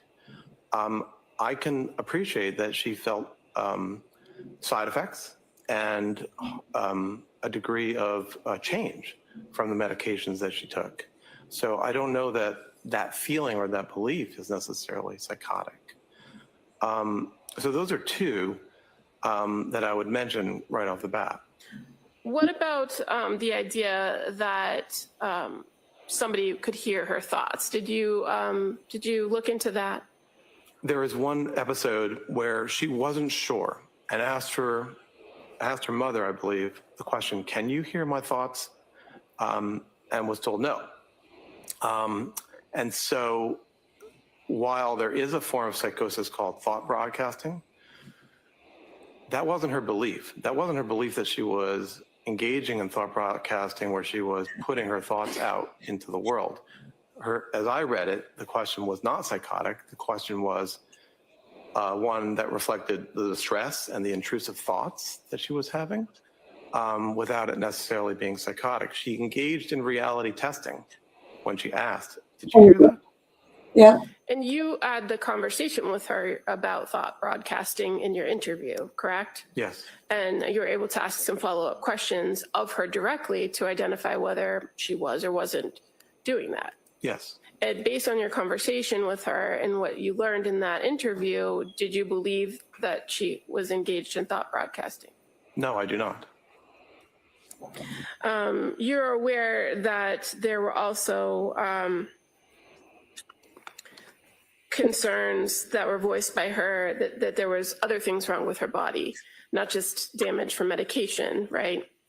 Yes. Do you recall that? Yes. Did you consider that to determine whether that was a psychotic feature for this defendant? Yes. So an example was her worry that she had ketoacidosis. I didn't necessarily think that that was psychotic. It may have been wrong, but it wasn't necessarily psychotic. She had been given a medication, Seroquel, where one of the side effects is that it negatively interferes with your glucose system. And ketoacidosis is the worst case scenario when you have glucose, poor control of your glucose. So I don't know that she had a fixed false belief that she had ketoacidosis, but she was worried about having ketoacidosis. So when you say that you considered these things and you didn't believe them to be psychotic, are you talking about them in the realm of, were they delusional? Were they fixed false beliefs or something else? Right. So I use that term specifically, as I said before, a delusion, which is a form of psychosis, is a fixed false belief, which is really immutable. You can't be convinced otherwise. But these were not fixed false beliefs. These were concerns. And did you find that the concerns were rational based on your overall view of everything? Right. Not only were they concerns, but they aligned with the realities that she had experienced. Now, what about the idea of these intrusive thoughts? You reviewed the records to know that was a common report of her that she had intrusive thoughts, correct? Yes. And that at various points she did identify that she did want to die. Yes. Is being suicidal a form of psychosis? No. What, if anything, does the idea of suicide tell you about this defendant or about her situation? She was majorly depressed. Well, it tells me that she was suffering, and that it was a part of, in my view, it was a part of a major depressive episode.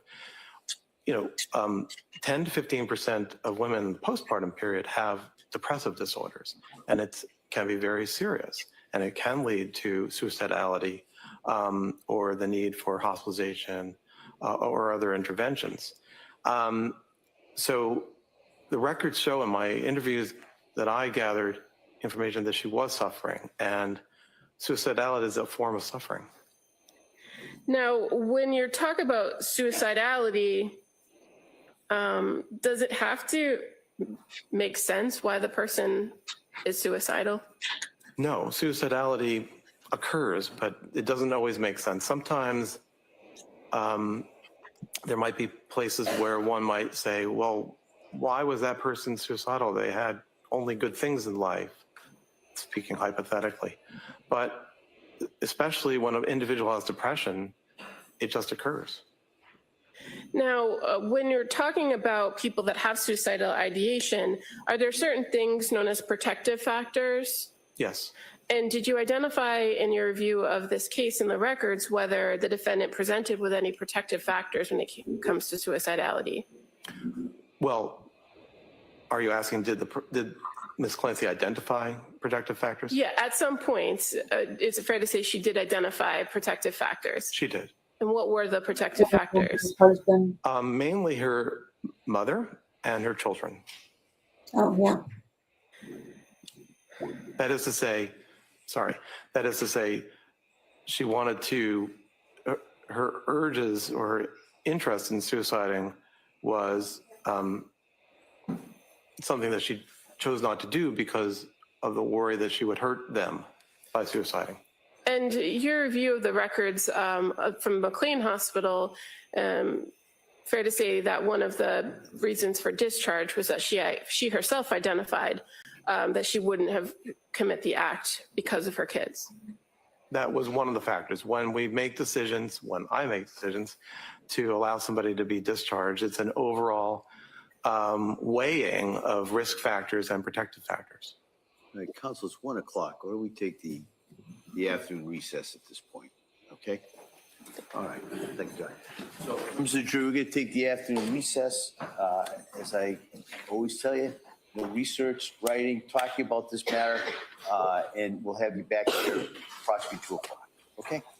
All right, please, your next.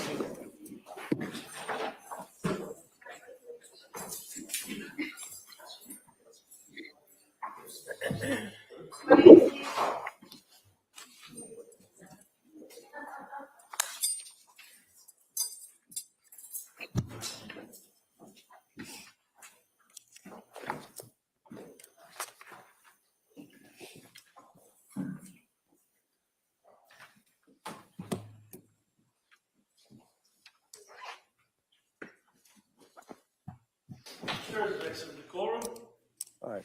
Council, any need to discuss anything before the break? No, thank you. No. All right, so we'll be in recess till approximately 2 o'clock. What a shit morning.